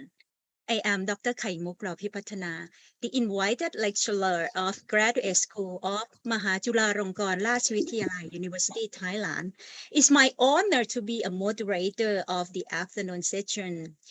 And I would like to welcome all of you to the panel discussion on the main theme, Goodness, Beauty and Truth, Contemporary Reflections and Interpretations. Significantly, we are all concerned about this topic in one way or another. We always ask and have been asked crucial questions in various dimensions of our life. What is good? What is bad? What is beautiful? What is not beautiful? What is true? What is not true? Okay, so whoever you are, whatever your role is in academic, career life, or other sphere of life, the sharing of thoughts, ideas, and experiences among the speakers and audience today will give us something special. Maybe new idea, fresh perspectives, a creative reflections that we can apply to our life, other life, and society at large. Okay, well, we are really lucky to have three erudite panelists to give insightful knowledge and share some wonderful experience with us today. Okay, I will tell you the name of the intellectual panelists first. Okay. The first one, Associate Professor Dr. Mark Tam Thai from Phayap University, Thailand. Second one, Professor Dr. Asankha Tirakaratane from University of Colombo, Sri Lanka. The third one, Associate Professor Dr. Amir Yard from Aligarh Muslim University. Although we are very far from one another นะคะ อาจารย์มาร์คอยู่เชียงใหม่ Talking about beauty, how is Chiang Mai today คะ The atmosphere or the weather, something like that ค่ะ It's okay อาจารย์มาร์ค still handsome. Yes. Okay. Everything is beautiful. Beautiful. Yes. Okay. You have very positive thinking. Okay นะคะ Although we are very far from one another, Thailand, India, Pakistan, we are the same team and can work harmoniously on this warm and friendly seminar or webinar. Okay. Before we are going to learn new things from the panelists, okay, our intellectual and erudite, let me tell you the schedule and time frame for the panel session first. The three intellectual panelists will give us a talk one by one, respectively, on the same theme, but from various perspectives and experience. Each one will talk about 35 to 30 minutes for each presentation. After each panelist's presentation, we will open up the floor to give an opportunity to the audience to ask questions in questions and answer session about 10 to 15 minutes.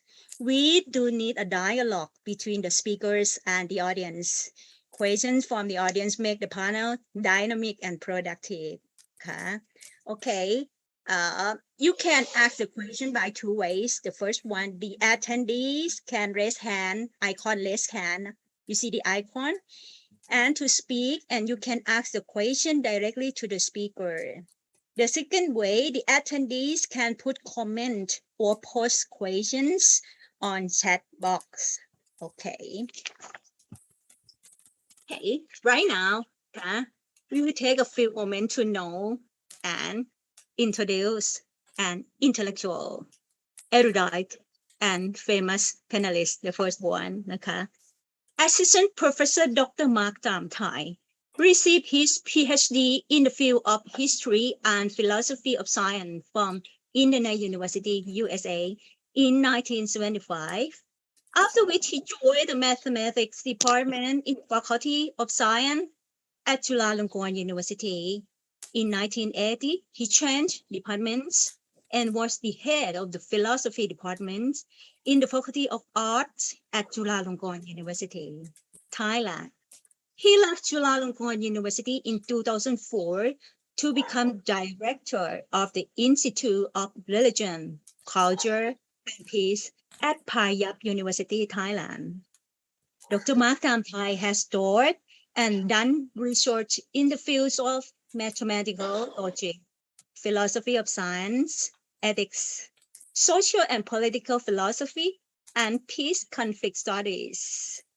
Some of his papers are analyticity without an observation theory distinction, democracy with a heart, the epistemological status of the democratic peace hypothesis, citizenship and the struggle for life in featuring democracies, the philosophical and cultural dimension of peace building, and most recent, weaving Patani's dream non-violently.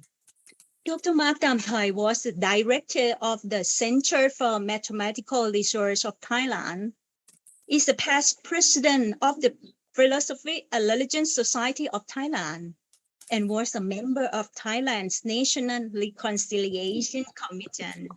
Currently, he served as a faculty member in the PhD program in Peace Building, Payap University, Thailand. Please welcome Associate Professor Dr. Mark Tamthai from Payap University. Cordially invite Ajahn to talk.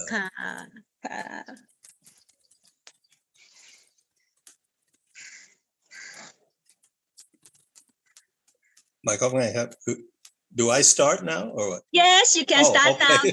now, Ajahn Mark. It's by Zoom, very complicated. Okay. First of all, I need to say that the organizers, when they invited me, they said just plan for 20 minutes, not 35. So I will not take up too much time. Okay. Let me try to share the screen here.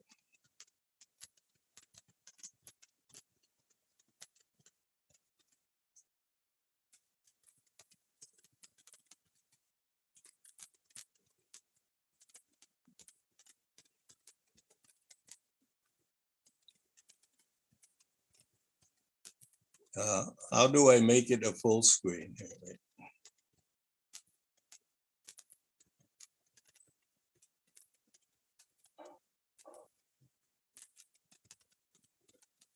You go to your first page and start slide your first page หน้าแรกค่ะ ทำยังไงให้มัน เสนอ เต็มจอนี่ทำยังไงกดอะไร Start form นำเสนอภาพนิ่งก็ได้ค่ะ ครับนำเสนอภาพ Yes form ภาพปัจจุบัน form the existing ค่ะ the ตอนนี้ภาพนิ่งแต่มันไม่เต็มนะ ค่ะ ทำยังไงไม่รู้ Start form เดี๋ยว beginning ตั้งแต่ต้นไหมคะจากภาพนิ่งปัจจุบันค่ะ ภาพนิ่งปัจจุบันนะ ค่ะดับเบิลคลิกไหมคะ ไม่เห็นภาพนิ่งปัจจุบัน ค่ะ ไม่เป็นไรไม่รู้ทำไงนะ slideshow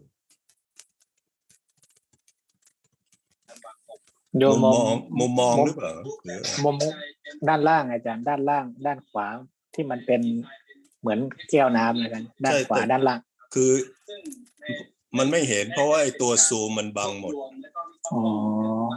ผมเลยไม่รู้ทำไงอันที่สองก็คือเรื่องของการสร้างเครื่องมือและการตรวจสอบมันมีข้างบนเนี่ยไม่รู้มุมมองก็แบบรูปแบบหรือมุมมองก็ได้อาจารย์คลิกไปที่มุมมองครับเปิดแล้วทำยังไงมุมมองก็นำเสนอภาพนิ่งไว้อาจารย์นะการนำเสนอภาพนิ่งเนี่ยมันไม่ขึ้นเต็มจอเนี่ยผมเลยไม่รู้ตัวแปรแสงภายนอกก็คือโยนิโสมนสิการนะครับซึ่งหรือไม่ต้องเอาอย่างนี้ไหมไม่เป็นไรอันนี้ก็ได้อาจารย์อันนี้ก็ได้ชัดเจนชัดเจน I'm sorry this is good as it is I can enlarge it when it appears I think you can go ahead sir Okay I will do it this way Thank you what I would like to invite all of us to do today an exercise is to come to an understanding of beauty, goodness, and truth on our own as part of our own search of how we should live. See, my question begins here is why are these three things important? Beauty, goodness, and truth. For myself, it's because I want to answer the question, how should I live my life? So it's a personal question for individuals. Should I live a life dedicated to the pursuit of truth? Should I live a life dedicated to the pursuit of goodness? Should we live a life dedicated to the pursuit of beauty, or all three? I think these are questions for each individual, and many philosophers and many religions have given answers to these three concepts. We just heard in the keynote speech an explanation of these three concepts from different philosophers and different religions, in particular Plato, Aristotle, Aquinas, Buddhism.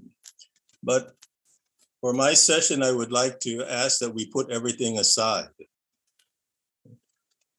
Put all the answers that have been given by other people aside and see if we can find a way individually, not together, to think along with myself and find an answer to this question.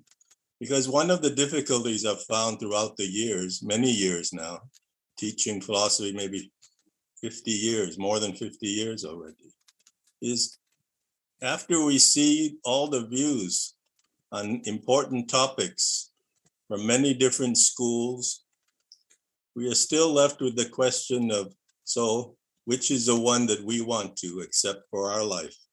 And this is one of the most difficult questions I've learned, because it's not, it takes some effort to study what other people think, but it takes a lot more effort to then decide what will be our own view for our life. And so for this question of beauty, goodness, and truth, let us try to go that route. Okay? And this is my attempt at answering these questions for myself. The first problem that we run into, if we want to consider living a life dedicated to pursuing truth, is that there seems to be very different positions on the question of truth. Different positions, I do not mean different views of different philosophers on truth or different religions, different logical positions on truth that might be possible. Take this first position, number one here. In this position, there is such a thing as truth. Truth is the way the world is.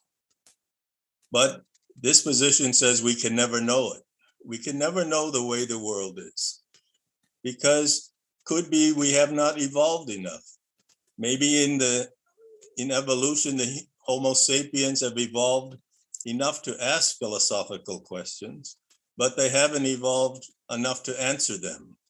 So we are in the middle of evolution and we cannot answer the questions we can ask. This could be one possibility. Or it could be that we can never know the truth because it doesn't fit with our nature. In this first position, then, we can only live in a world of appearances. So the world appears to us in different ways. We know, according to this position, there is a way the world is, but we can never know it. That's position one. Position two says there is such a thing as truth, and it is the way the world is. But in this case, we cannot find it by ourselves, but we can know it. We can know it by either putting our minds and spirit in a state that receives the truth from a higher being or from the power of nature itself. So there is a world and there is truth, and the truth can come to us. We just have to be ready. It's like we are a bowl, and if the bowl is turned over and it rains, the bowl cannot catch any rain because it's turned over. But if the bowl turns itself around upright, then it can catch the rain. So in this position, humans could be put, if they know how to get ready, get their minds and their spirit ready, they could know the truth by receiving it from things that happen in nature or a higher being. So that is position two.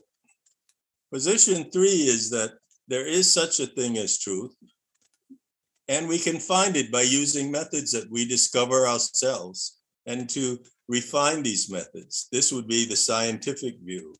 that there is a world out there and we can know what it is and we can find it by trying to make our methods better and better. Then position 4 is there is no world at all out there. There is no external world. So there's no truth about the world. Since there's no world, there is no way the world is and no truth about it. And what appears to us is the only reality. So we each exist in different worlds. We do not share any worlds. We are each in our own world that appears to us. Now, the difficulty here for me is that how can we know which of these possibilities is the case? It doesn't help too much. Some of these positions might correspond to the survey that the keynote speaker spoke about, to the 1,000 or so philosophers. Correspondence theory of truth is closest to number 3. There is a truth. Truth is the way the world is correspondence theory. And then if you ask different philosophers, which do you think is the case? It doesn't really help me in determining how I should live my life to know that some 32% think this, 46% think. I have to decide for myself what position of these 4 positions should I accept in order to continue this search for how to live a life. But how do you evaluate each of these 4 positions? I cannot think of any way to evaluate them. We could be accepting one position while the situation is really another position. Because in evaluating these positions, we already have to have one of these positions. So it becomes a circularity. I see someone raise, is that raising their hand? I'm not sure. Dr. Kaimuka.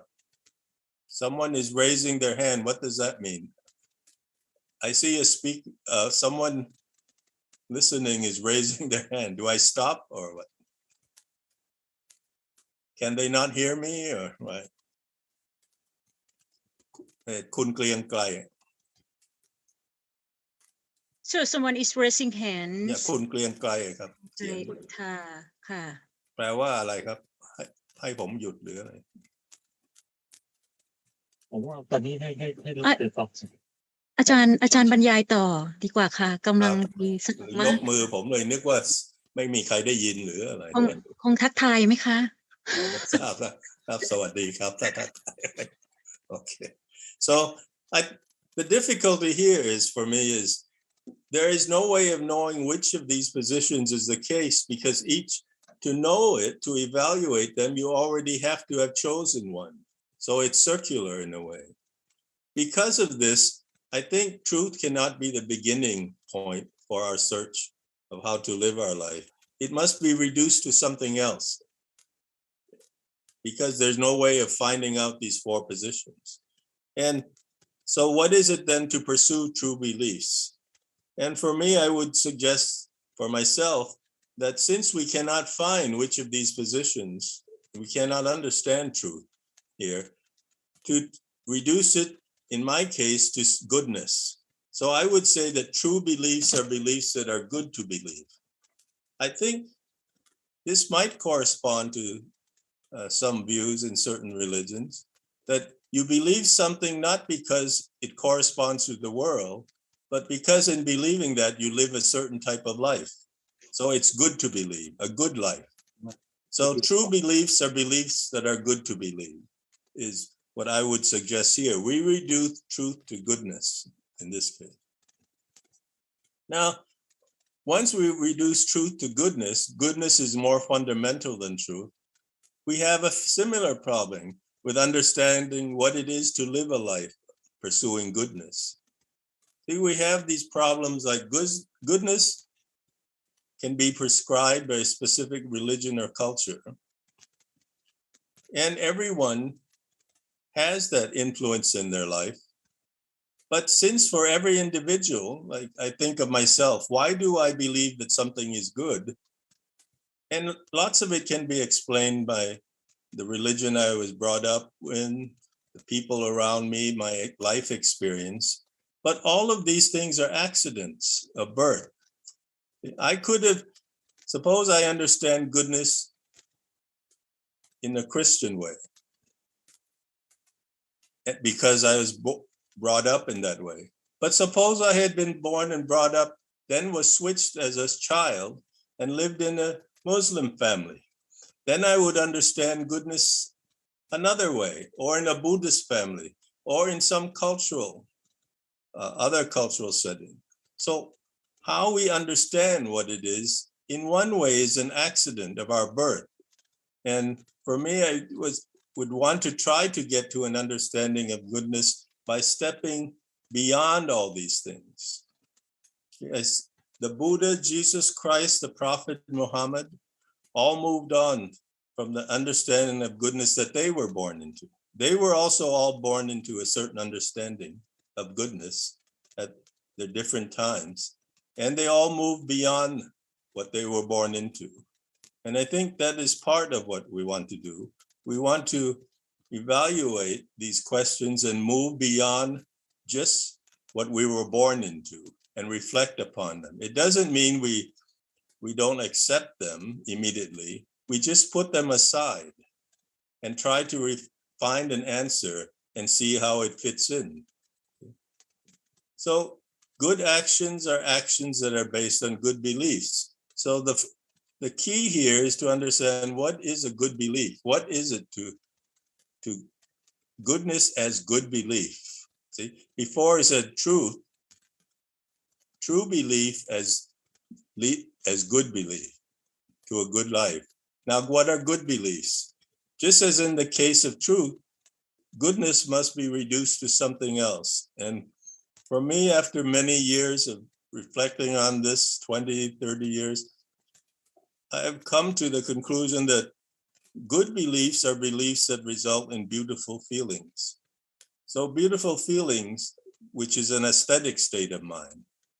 Many of these types of things called beautiful feelings, I think, are the same as what the keynote speaker used other words for. I'm not sure, but it sounded like that as I was listening to him. That good beliefs are beliefs that result in beautiful feelings. So what are beautiful feelings?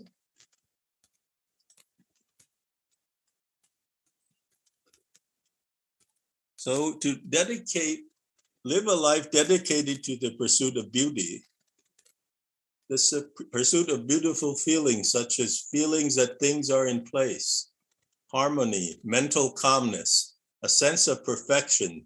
Many of these words I heard just now in our keynote speaker. So I think it is in that line somehow, accidentally, using some of the same ways to explain beautiful feelings. My understanding of beauty and how we use this word beauty, we use it to describe many things. And we have to find out what is the commonality of the way we use this. For example, for those of you who are interested in sports, football or soccer has often been referred to as the beautiful game. Why do we call it the beautiful game?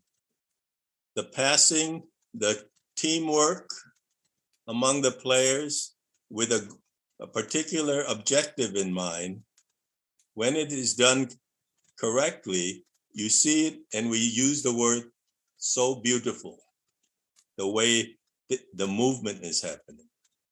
We use beauty also as a mathematician. I run across this usage often. We say the cold beauty of an elegant mathematical proof. See, when we prove a mathematical theorem, there are many ways to prove it. Oftentimes, we don't want the longest way. We want the shortest, most elegant way, and we call this beautiful. Bertrand Russell referred this as the cold beauty of mathematics. Very minimal, but every line with the conclusion, with the perfect rule, and then you get something called an elegant, beautiful proof. We don't want to prove something that takes 5 lines and prove it in 2 pages. We can also do that, but then it's called excessive. And somehow being too much is not beautiful. So being the minimalist that is necessary, we call beauty. Beauty is the minimalist. Or we use the word beauty for the calm beauty of nature, calmness. All these ways of using beauty, in my understanding, when I actually try to come down to the most basic view of why do I think this action is a better action than this other action? And then I think, how do I feel when I act that way? If I act a certain way, do I feel at peace? Do I feel that things are in place? Do I feel that that type of action brings about a sense of calmness in me? Or if I do something, could that action be very disrupting, causes me to be tense and to be concerned? Then I would say it's not the type of action that is called good action. So the things that explain good action are beautiful feelings, according to this, my understanding of beautiful feelings. So for me at this moment of my life, I would say the following. Truth is based on goodness, and goodness is based on beauty. So beauty is the most fundamental. So contrary, I would not go with Plato. I would not agree with Plato that of the 3 things, goodness is at the top. I would put beauty at the top, because without a sense of beauty, we won't know what is good. We can not think and believe what is good, what is taught us by certain people, philosophers, or religious leaders, but that would not be we ourselves finding what is good. To find us what is good, we need to have a way to measure our feelings. And all these ways of saying what is good, when we are, is an aesthetic state of mind that we are in. So in that sense, truth would be the least. It is, for me, is not a triangle. It is actually a hierarchy depending on our ability to understand. We cannot understand truth by itself for the reasons I said. We don't know if there's a world even out there. I don't even know if you are there listening to me. But all I know is that things appear to me. Computer screens appear to me. In a classroom, my students appear to me. If I don't know what is there, the world is probably not the way it seems. Then truth is a very difficult thing to start with as a foundation for how to live your life. So it's the most problematic. Goodness is a little better, so we can use goodness to explain truth. Truth is what is good to believe. When you believe it and it creates a good relationship with other people, it creates a type of situation that we do not impinge on other people's existence. Those type of beliefs, then I would say, are the true beliefs, good to believe. But then, why are those things good? And I think it's because of feeling we have when we do it. Many times when you take young people, young students, you don't tell them, if you do this, like if you help this group of villagers or that group of people, that is something that is good. You tell them as a exercise for some project you have in school. And then they go and do it because they are told, if you do this, it is good. But what I have found is when the students go and do these activities, they have a feeling that comes upon them that they are participating in an action that impacts someone else positively. And they all say then, this is a good feeling. See, they have a good feeling when they help someone. When they don't say it's good because the teacher says, if I do this, it's good. It's because the experience they have in helping someone creates a feeling in them, and that is a feeling they want to continue having. This is why I would say the aesthetic state is probably the most fundamental.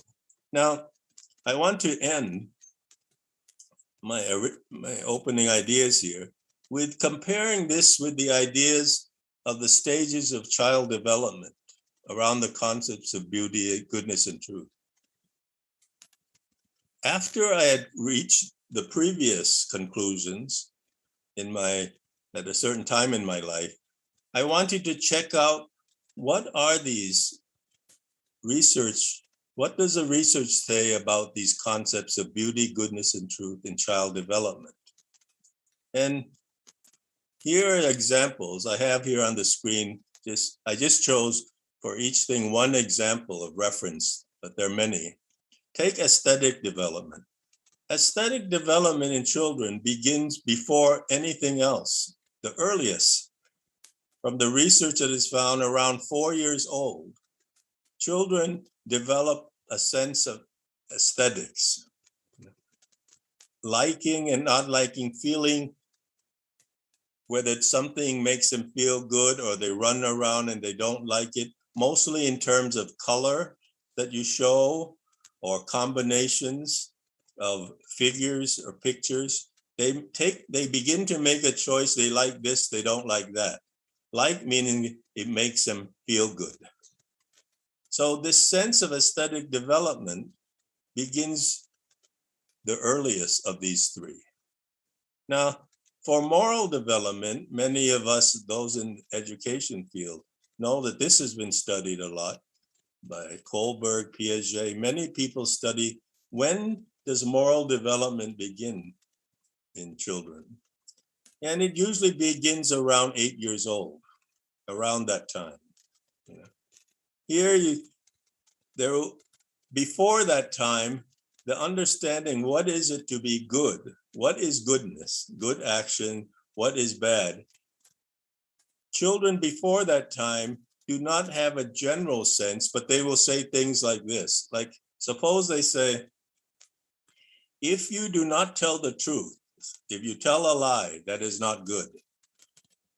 But they will say this, if the lie is bigger, then what you do is even worse. For example, they go into a room and they see one dog.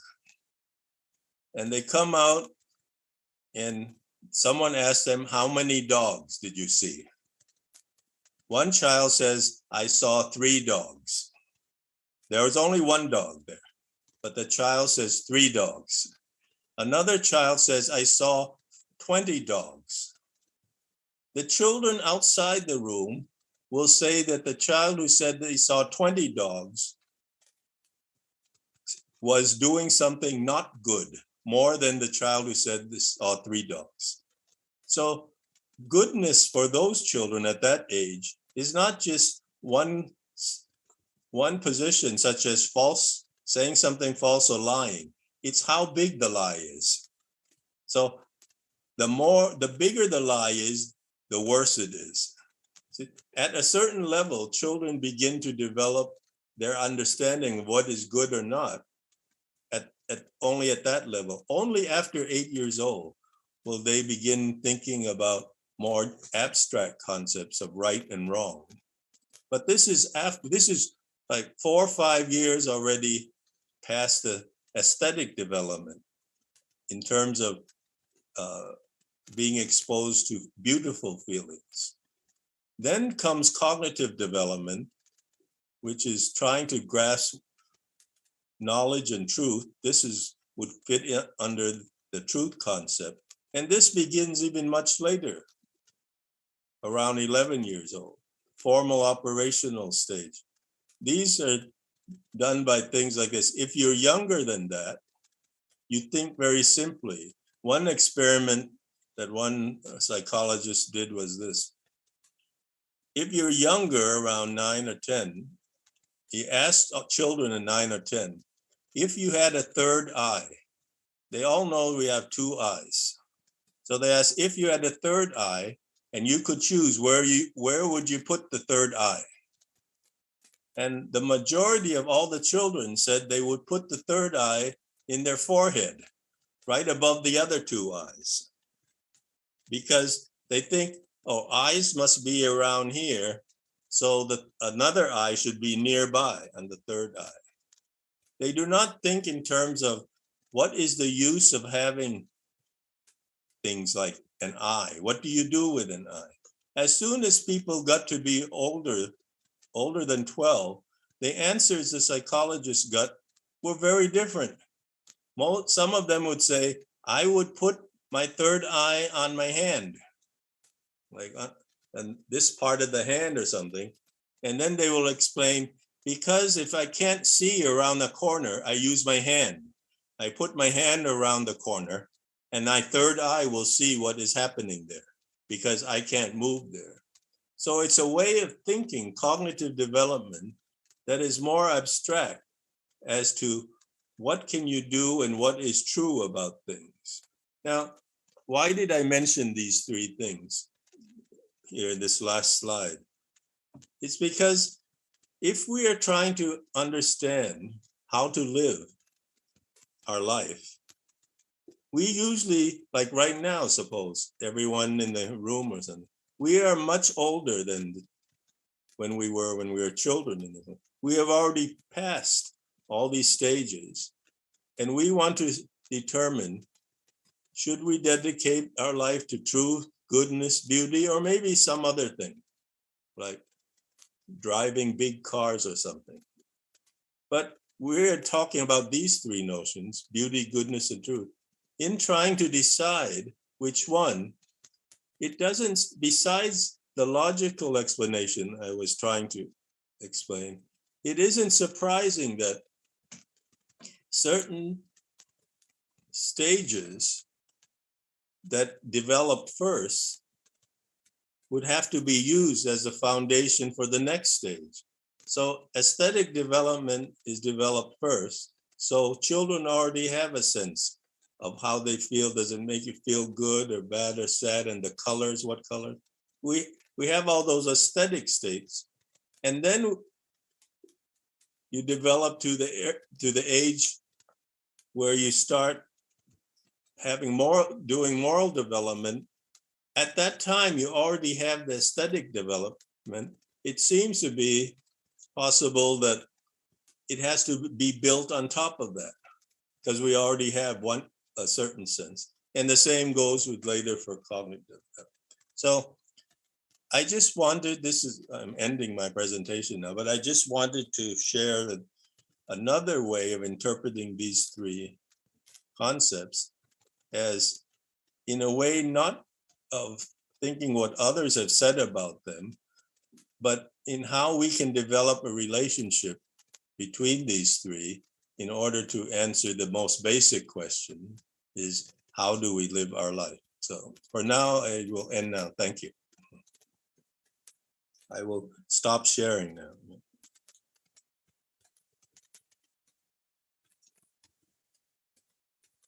Thank you so much, Associate Professor Dr. Mark Tam Thai. I would like to tell you that your presentation is really good, beautiful, and true. And I just learned that beautiful come first. สวยมาก่อนใช่ไหมคะ Thank you so much.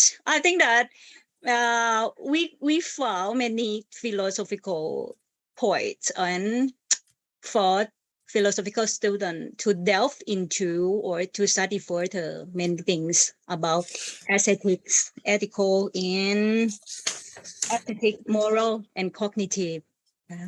So beautiful ค่ะ so beautiful talk ค่ะ so during this time I think many attendees may want to ask questions to อาจารย์ Mark นะคะ you can leave the questions on chat box or raise your hand to ask question to him personally. Can I speak directly to อาจารย์ Mark?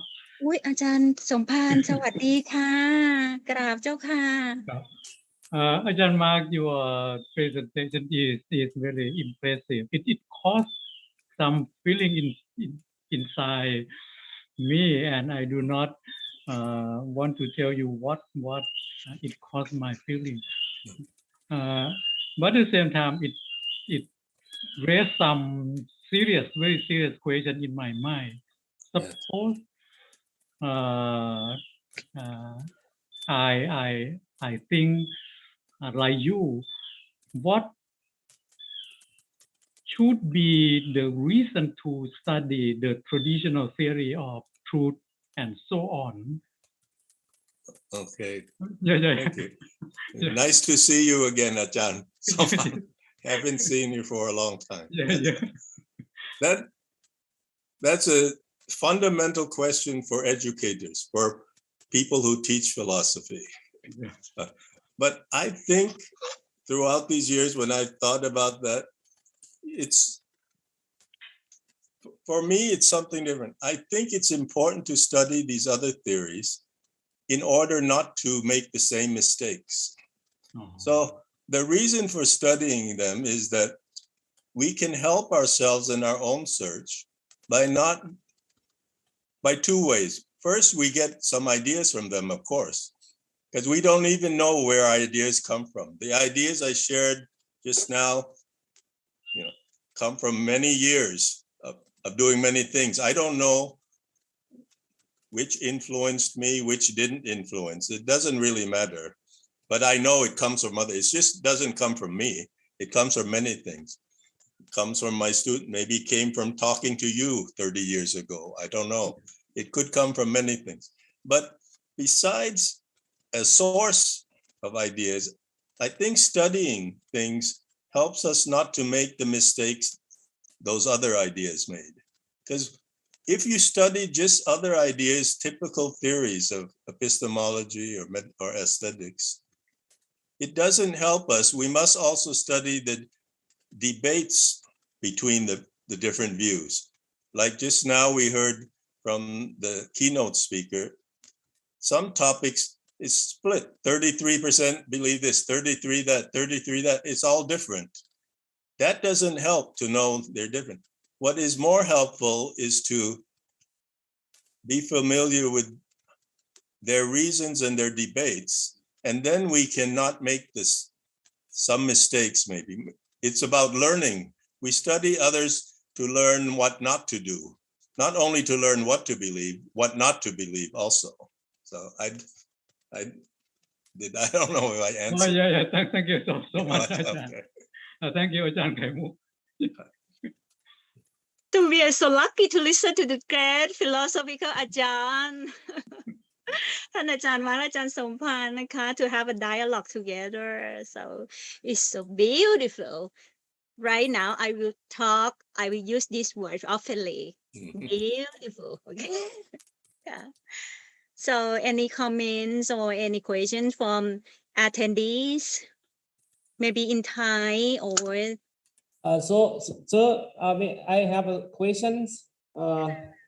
I feel like two questions is are very difficult to answer when it related to life.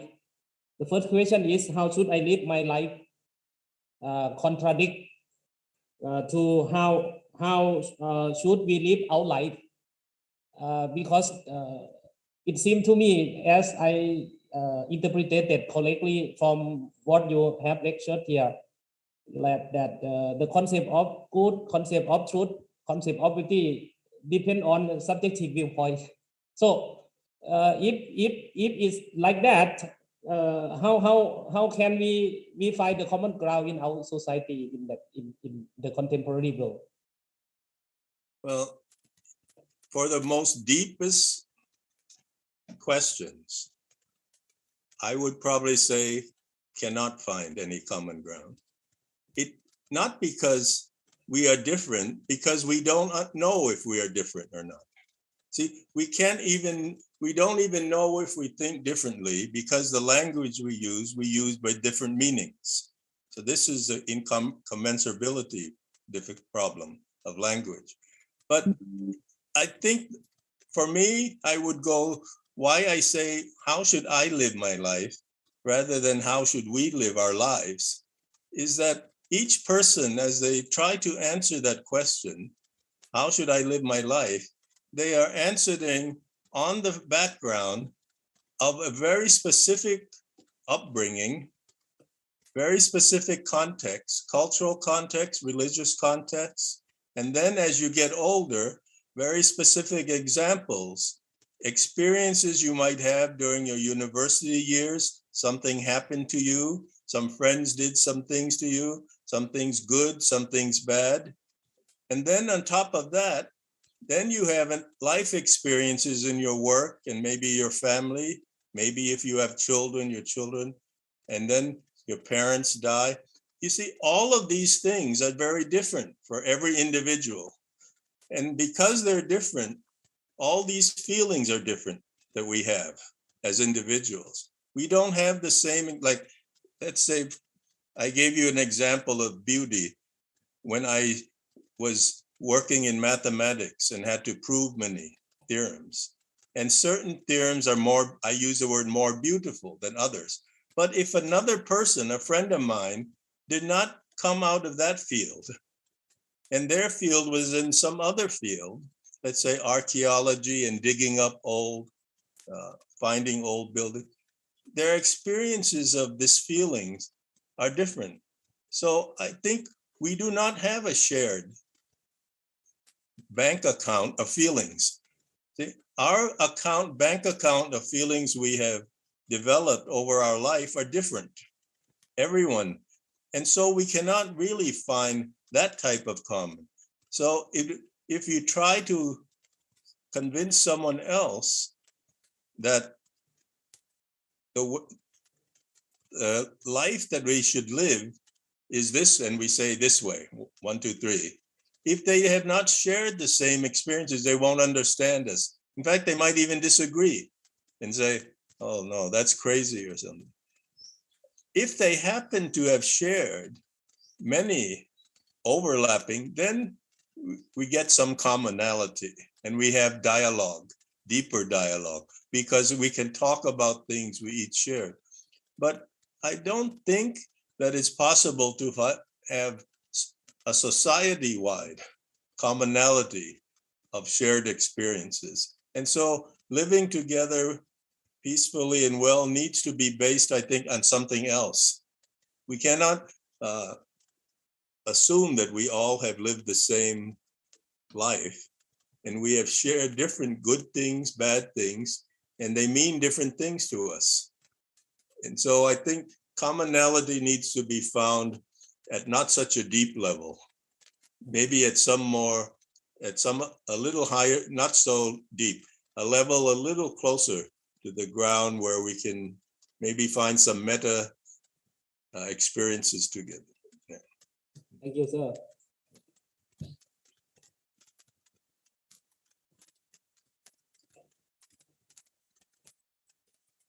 So in chat box, one person mainly asked that could we have Ajahn Mark's email and Facebook? Actually, you can ask the question right now. Okay. But Well, I mean, no problem, but how do I can't give it to you by talking. But I think the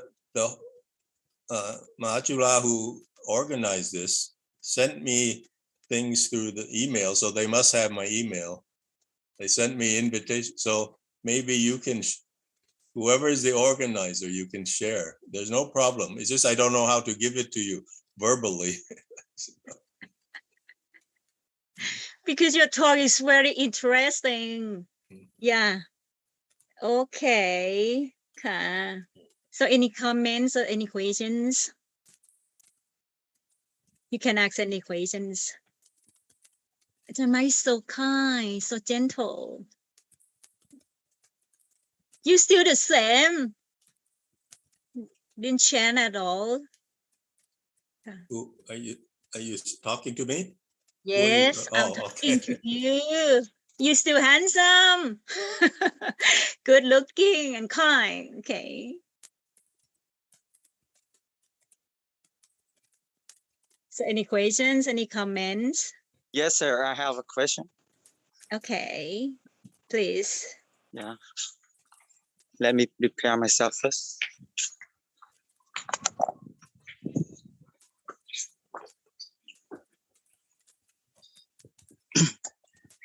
Oh, Venerable.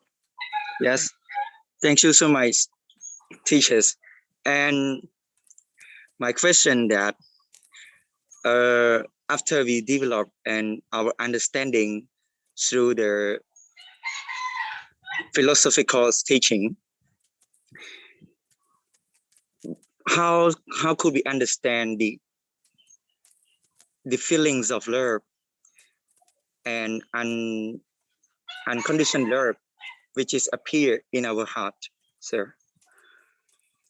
Well, if we are talking about the same thing, this unconditional feeling of love, let's assume we are.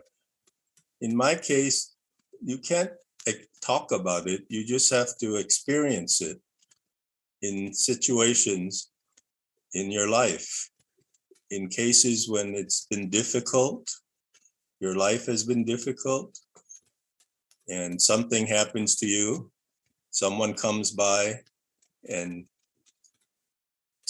offers words or something else, talks to you, offers a sense of hope through their words. I think this feeling of being loved, of someone caring about you, is a very basic feeling for humans, to know that we are cared about and that we are not alone in the world. But it isn't something you can create. You certainly cannot get this feeling through reading any book. It has to be direct human relationships, I think. Some people say they feel this feeling of love through their dogs. I don't know. A dog will love you no matter what you do to it. It's unconditional. If you have a pet, the dog is there by your side. The dog thinks you are God. Even though you're a bad person, the dog thinks you are God. You feed it every day. Yeah. But for this feeling that we get from each other, I can't think of, maybe you know, but I can't think of how you can get that feeling without being in direct experience of it. I don't think you can do it by sitting and contemplating love. I don't know. Maybe you can, but I haven't been able to.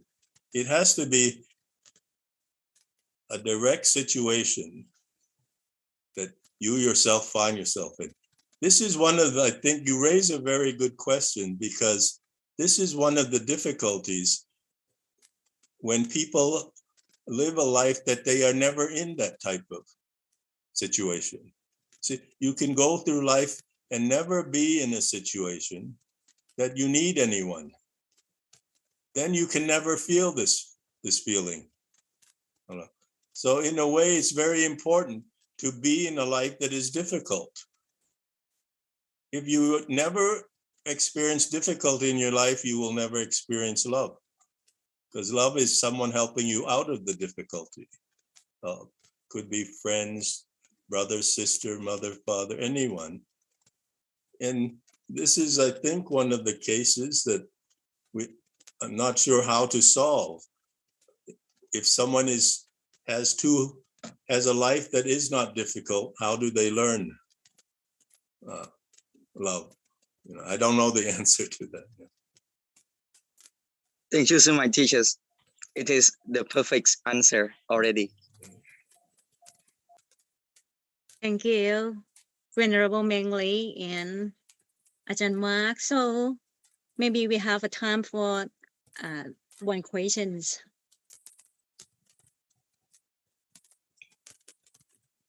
Any questions?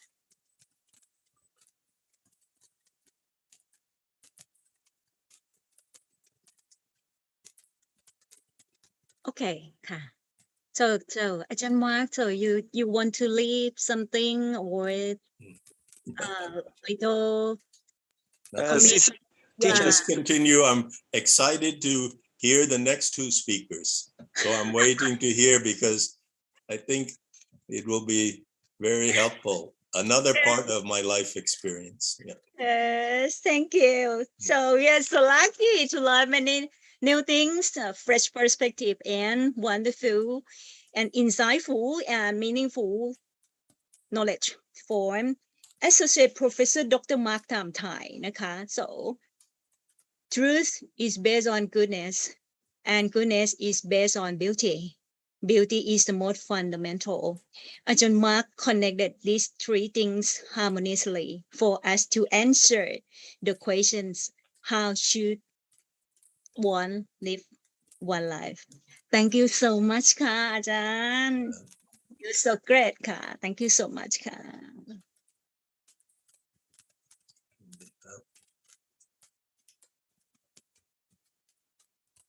So the next, Prajaan Ponchai, can I introduce the next panelist? Yes, proceed. Please proceed to the next speaker.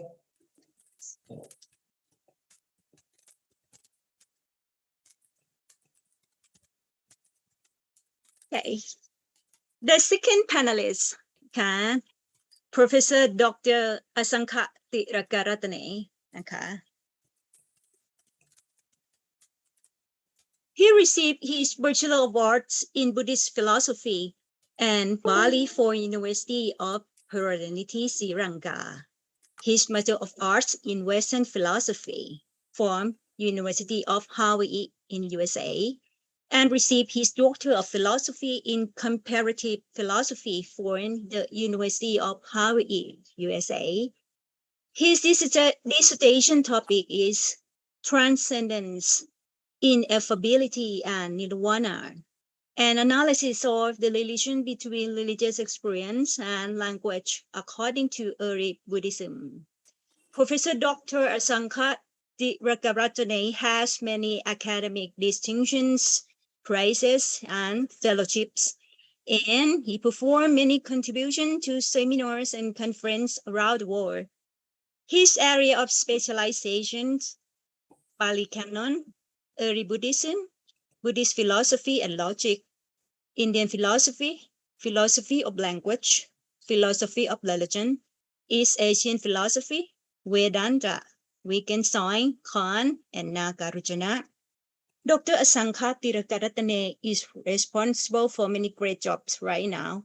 He is the members and of Sri Lanka representative of Southeast Asian Association for the study of religion.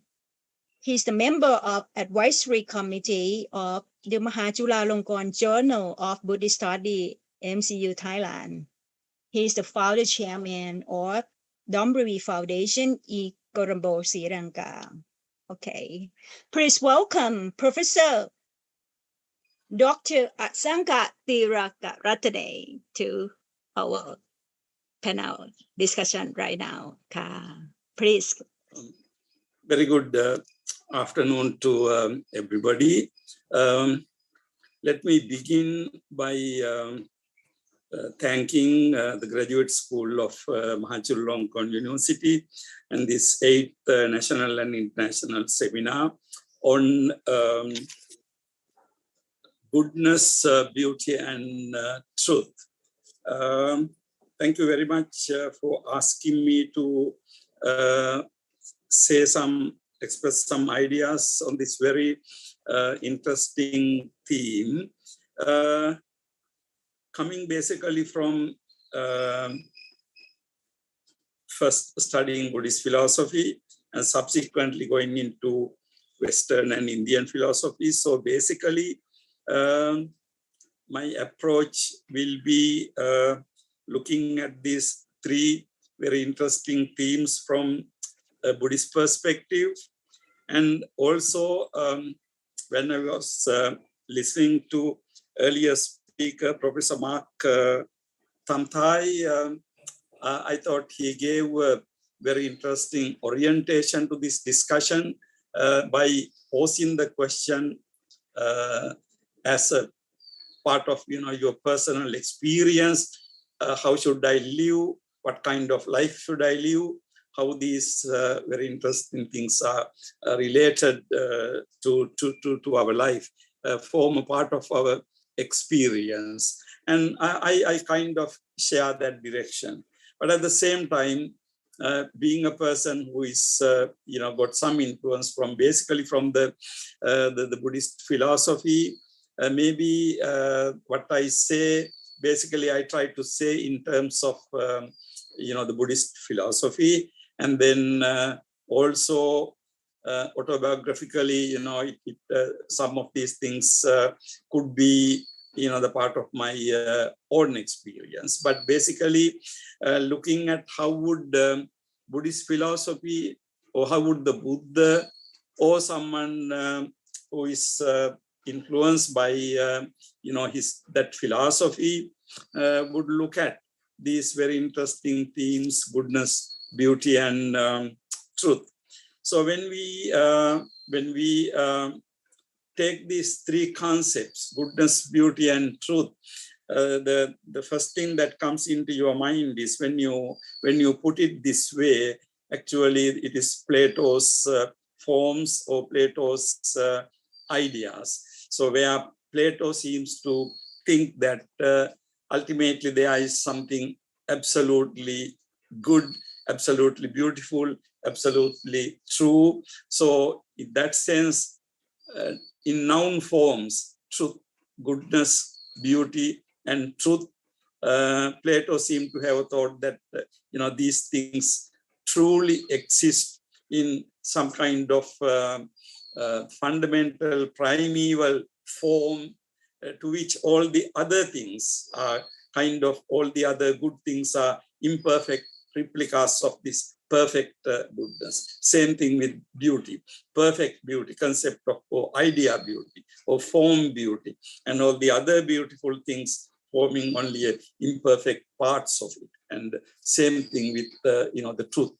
Now, looking at these concepts from, I would say, a Buddhist point of view, the first thing that comes into my mind is the Buddhist philosophy would not put these things in these abstract forms as goodness, beauty, or truth.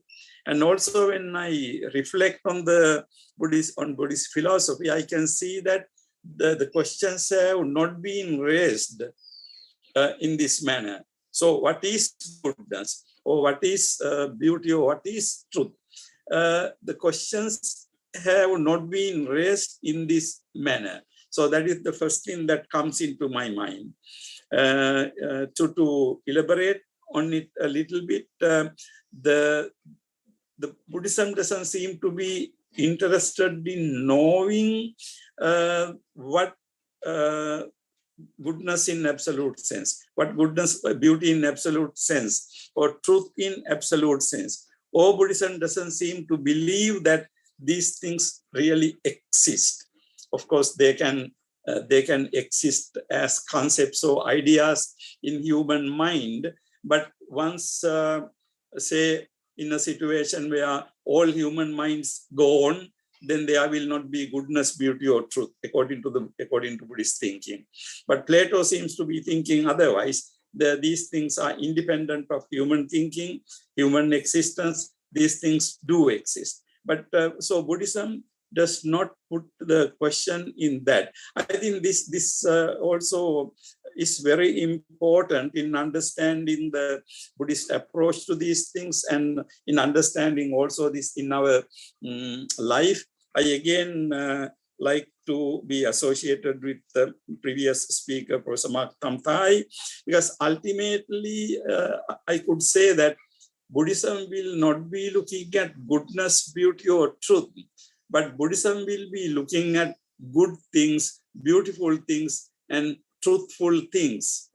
Or Buddhism would be looking at goodness in concrete situations, goodness in concrete human beings or concrete beings, and not beauty, but beautiful things, beautiful actions, and beautiful people, and not really truth, but truthful situations we face in our life, and being truthful to ourselves.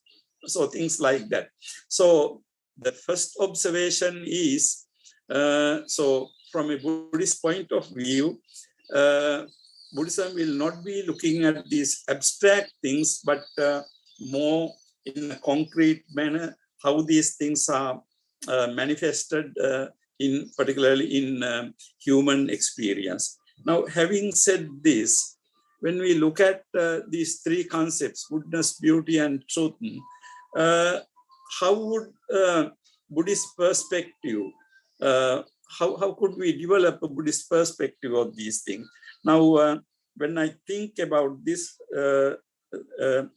one of the very fundamental observations found in Buddhism about human nature comes into my mind. Let me say that in Pali language, as it happens in the original discourses, the terms are Sukha, Kama, Dukkha, Patikula. Satta, Sukha, Kama, Dukkha, Patikula. So these three terms, Satta means beings, human beings, or all beings. Sukha, Kama, they like happiness. They like pleasure, they like happiness. Sukha, Kama. And Dukkha, Patikula, they do not like suffering or unpleasantness. So they like pleasant things, they don't like unpleasant things. So they like happiness, they dislike lack of happiness or suffering. Now, Buddha gives this as a very fundamental character of all beings, not only human beings. So in other words, in a way we can say that all our life is ultimately, we find that ourselves being born into this world, we want to live a happy life. We want to live a comfortable life. We want to live a satisfied life. So that is the idea. We don't want to suffer. So Buddha says that this is the basic nature that characterizes us. So the nature of all living beings. So Sukha, Kama, Dukkha, Patikula. So this basic idea. Now, if we take this as the fundamental basic characteristic of existence, then of course, what is good, what is beautiful, and what is truthful can form a very interesting part of this totality, because all these three things are, I would say, in a way, kind of perennial aspiration of particularly human existence, and also all forms of other existence. So we are looking for goodness, we are looking for beauty, we are looking for truth. Now, if we take these three concepts in this context, now the characterization Buddhism would make about all living beings, Sukha, Kama, Dukkha, Patikula. You like happiness, you don't like unhappiness. I think it puts goodness in the front, because we need what is good. Now, what is good can be, of course, we know that in a philosophical discussion, good has many different senses. Good in the ethical sense, and also good in experiential aesthetic sense. So basically, if we take good in experiential sense, we can say that the Buddhist characterization is human beings are looking for goodness. Now, goodness, not only in the ethical sense as good, but also goodness as what is agreeable, goodness as what is good, goodness as what we like. So in that sense, we can say that goodness as the basic, the fundamental thing, where we are driven by to achieve goodness. So now, when we look at if we want to get a clue to this, we look at the Buddha's own life. Life of Prince Siddhartha. Now we know that we are told that Prince Siddhartha was born into a royal family, and he had all the material luxuries around him. But at some point, the what we consider to be the very stark realities of life, like getting old, getting sick, and ultimately succumbing to death. The strike Siddhartha very severe manner, which changes his whole perspective. Then he leaves behind all the material luxuries he had. And then that life in the text is described as he was looking for what is good. The Pali term used is Kusala Gavesi, King Kusala Gavesi. So when Prince Siddhartha left household life, he left the household life which was full of pleasures. He left it in search of what is Kusala, Kusala, Kusala. Now, of course, all Buddhists are familiar with this term. And then when we say Kusala, we associate this concept with ethically good things and what we call meritorious deeds, and we associate those things. But when we take the basic concept of Kusala, Kusala basically means the skillful. So that is one fundamental meaning of the concept of Kusala. So Kusala is what is skillful, and also Kusala is what is good. So what is good, what is skillful. Now, Kusala ultimately helps you to achieve what is good. So in that sense, Siddhartha was looking for what is good. Now, when we look at this, this matter in the context of Indian philosophical context, we know that as it was in Plato, the truth was one of the main concerns in Indian philosophy in general. And also in Buddhist philosophy, truth plays a very important thing. But Siddhartha did not live in order to discover truth. Siddhartha left his household life. His mission was to discover what is good, what is kusala, what is skillful. So, basically the term is used in order to indicate, what is basically good. Now, that was the Siddhartha's mission. When we look at his own life, we can see that ultimately he experimented with various things, and he finally realized Buddhahood. To make it very long story short. And when it came to the very first occasion for him to teach, tell world what he achieved, we know that story. He finally went into his erstwhile 5 core practitioners with whom he used to practice. But at some point, they thought that Siddhartha lost the way and so left him. But Buddha, having realized, having achieved enlightenment in our language, Buddhahood, he went to see these people. Now, according to the text, the first expression he used was amatang adhigatang. So this again Pali language. I'm sorry for piling up Pali for you, but I think I need to use this term. Amatang. So amata means amruta. Amata means deathlessness. Amatang adhigatang means I achieved deathlessness. Now this summarizes the whole existential issue Siddhartha was after, and having achieved enlightenment, he summarized the whole thing to these 5 early friends, amatang adhigatang. I realized the deathlessness. Now, when you look at the teaching of the Buddha, you can see something very interesting.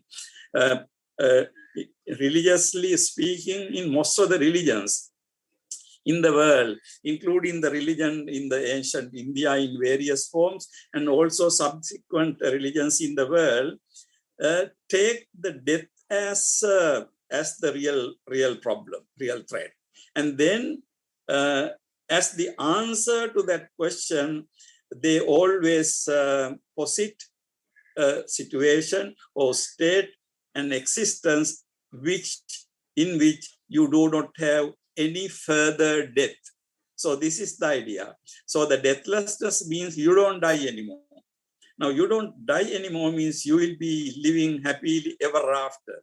Ever after means ever after. You will never die. So this was the solution found in many religions, you know, the before and after the Buddha.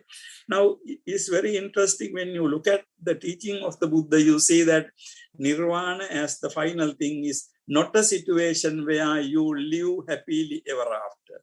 No, it is totally counterintuitive type of the situation where actually deathlessness as understood not as a state where you don't die anymore, but as a psychological mental state and experience in which death is not death for you anymore. I think that is the idea. Now, when you take this as the crux of the experience, and please remember that I'm not pretending that I have any experiential aspect of this, but I'm just trying to make sense out of the teaching. But of course, it does have certain implications. So that death is not a death for you any longer. So death is not a threat for you any longer. So you have conquered death means ultimately you are living a life without really being scared of the death. So your life can be peaceful, calm, quiet, and happy. So anyway, this is behind this there is a lot of psychology which I don't want to go into at this occasion. But basically now when you take this deathlessness as the ultimate goal and experience in which actually the goodness was conceived from that perspective. So we can say that what is the goodness? We don't ask that question, but we can ask the question, who are the good people? Who are the good people? Now, people who are the good people, or where goodness lies, but not in the Platonic sense, but basically the good people, good situations. And then from that point of view, we can look at what is beautiful and also what is truthful. Now, particularly the concept of truth in Buddhism, we know that one of the fundamental teachings of Buddhism is again the Four Noble Truths. Four Noble Truths. Now, these Four Noble Truths are really the truths that indicate the nature of reality. So what is meant by truth was that. Now, where Buddha talks about the perennial character of existence in the world, or human existence. Now, for example, Buddha talks about dukkha, which is translated into English as suffering, although not a very successful translation in all instances. So the suffering or dukkha, and how dukkha arises, and then how dukkha ceases, and the path leading to the cessation of suffering. These four are considered to be true things. Why do these things are called true things? Four noble truths. In fact, the concept of truth there is, this is what is called the reality in life. Unsatisfactoriness is the reality in life. So now Siddhartha, when he left his household life, we can say that he already knew the first noble truth and the second noble truth, suffering and how it arises. And he wanted to make an end to it. Now that was the journey. Okay, so the concept of truth is again truth to be something real and existing in life. So in that sense, in philosophy, we have what is called corresponding theory of truth, where we say what we say correspond to the reality. In a sense, this is also a corresponding theory of truth, in the sense that truth is found ultimately in human life. Truth is found in the human existence. Truth is found in the world. Now, a good example for this would be when Buddha explained how this suffering or the experience of suffering arises and how it ceases, Buddha used this concept of paticca samuppada, dependent arising, or dependent co-origination is the technical translation, pratitya samuppada in Sanskrit. So Buddha used this concept, and at some point he makes a very interesting observation about it. He says that this idea of paticca samuppada, dependent arising, is there whether a Buddha were to be born in the world or not. Buddha says that if even the Buddha were to be born in the world or not, this nature exists in the world. So only thing is that a person like Buddha would come and appear and show people, show to the world how this happened. But of course, it happens. It keeps on happening whether there are Buddhas or not. In other words, the nature of the reality, nature of the human existence is there. It requires a Buddha or enlightened being to appear in the world and tell people how it happens. So, but how it happens is articulated by this teaching, but basically that it happens is not a part of any particular person or any god or anything.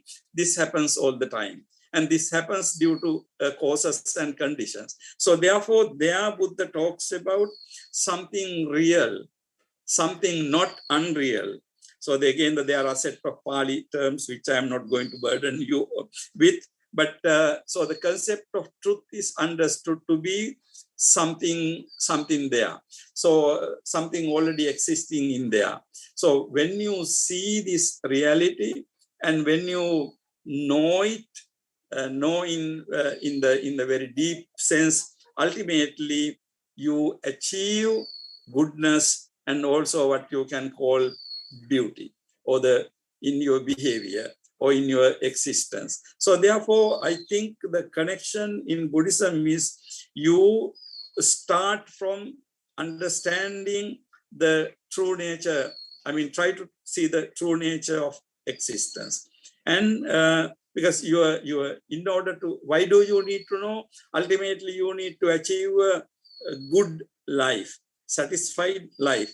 In order to achieve it, you need to know what is true. So by knowing what is true, by realizing the Four Noble Truths, or by realizing the working of the Paticcasamuppada, you ultimately get this realization, get this understanding, get this knowledge. Through that, ultimately, what you achieve is what is good. So ultimately, when Buddha, as Prince Siddhartha, started his journey as a seeker of what is kusala, and then the implication is that finally attaining Buddhahood, he realized it. And then, okay, what is beauty? Now, in the Buddhist sense, of course, Buddhism talks about the physical beauty of people, but basically Buddhism talks about beauty again in a very, very psychological sense. Now, particularly in the Theravada Buddhist tradition, we have a word, another Pali term called sobhana. So we use this idea sobhana to constituents of mind, sobhana chetasika. So the idea of sobhana means beautiful. So there are beautiful states of mind. As a result of beautiful states of mind, your behavior becomes beautiful, your physical behavior becomes beautiful, your verbal behavior becomes beautiful.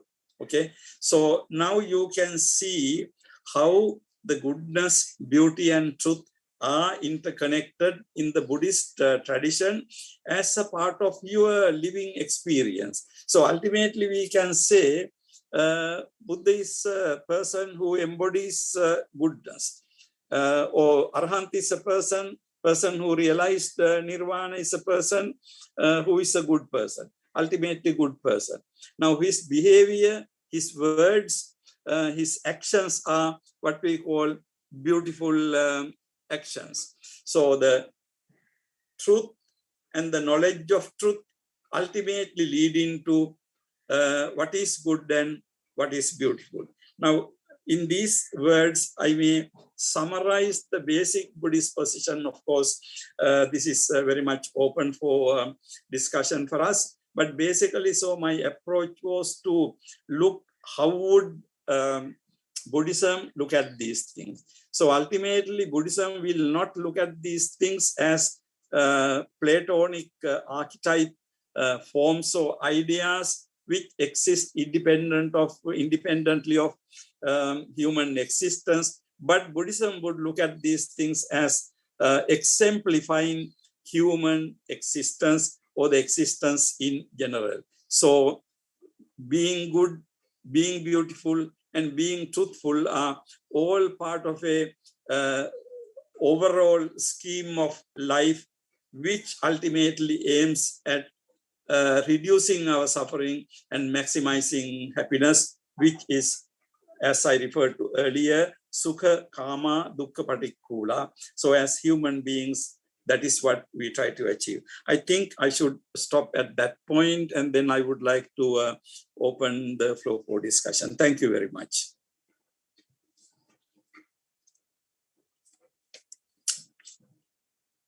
Thank you so much, Professor Dr. Asankati Rakaratane, for informative talk and unique experience telling to us. Okay. Professor Dr. Asankat talking about the fundamental concept of goodness, beauty, and truth in Buddhist viewpoint perspective, including Buddhist principle in scriptures, in philosophical tradition, in psychological sense, and in ethical viewpoints as a guiding principle of mankind to live a meaningful and happy life. Okay. So right now, any questions from the attendees or any comments, please.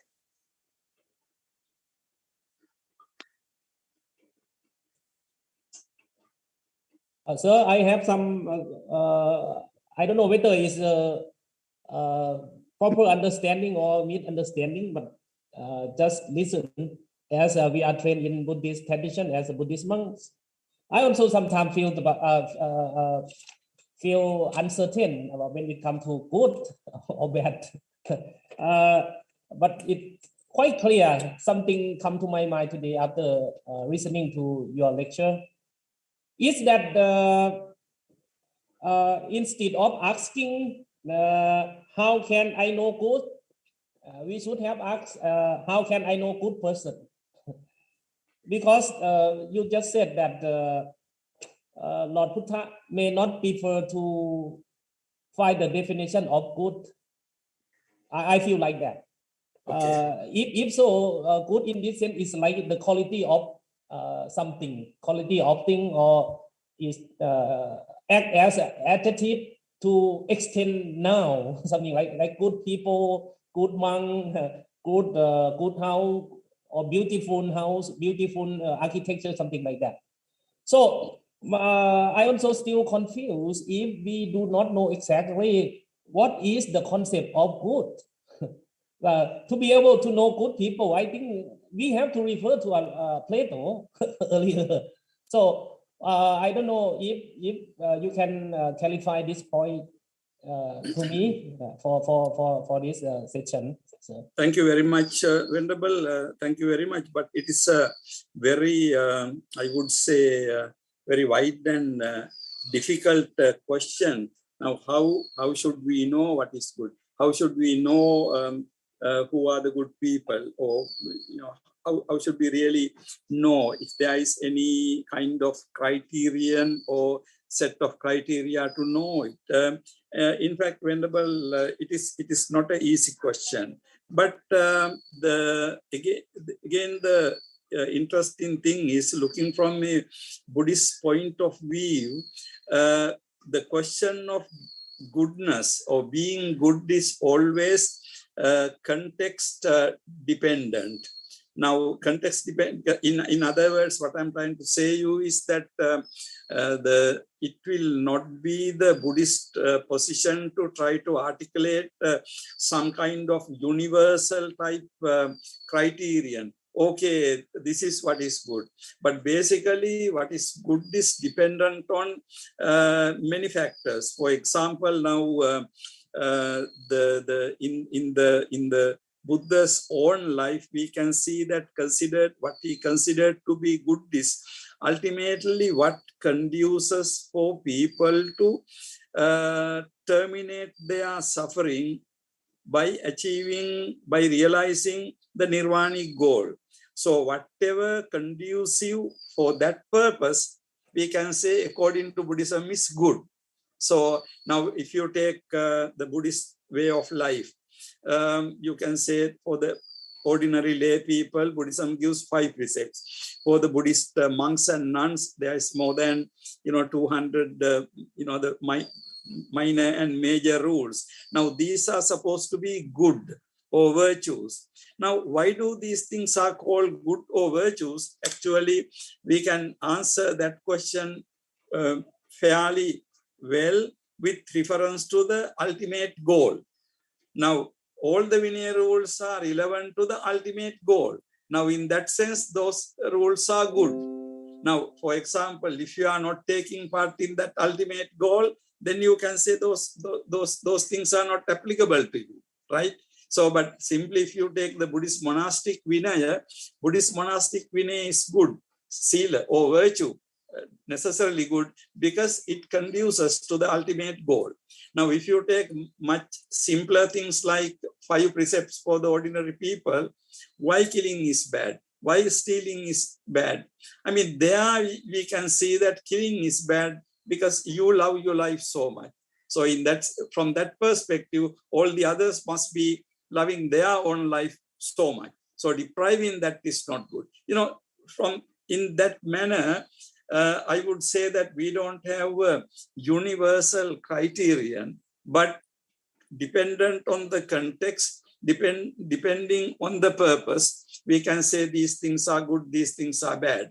However, Buddhism would say that whatever that is good for the person who is doing, good for the recipient, and good for both is a good thing. So as you know, even perhaps better than me, there are certain guidelines, criteria given. Now, ultimately, you are the doer, other person is the recipient, but if something is good for both the doer and the recipient, we can say that's good. And ultimately, we can say that from a Buddhist point of view, getting rid of samsara, whatever that is applicable for that goal is good. So, Venerable, my answer, I know that very sketchy and incomplete, but that is because one reason is, according to Buddhism, we cannot really come up with one absolute criteria. Okay. Thank you, sir. Thank you. Could I have a question, Master? Sure, go ahead. How do we improve and expect of skillful Master? Say it again. How to improve and expect of skillful Master? It means that how do we improve the skillful thing, the skillful action? Okay. Now again, the concept of kusala, presented in Buddhism is considered to be a unique concept. Now, when I say unique, if you look at the traditional, the Indian religious and philosophical traditions, we had the concept of punya and papa.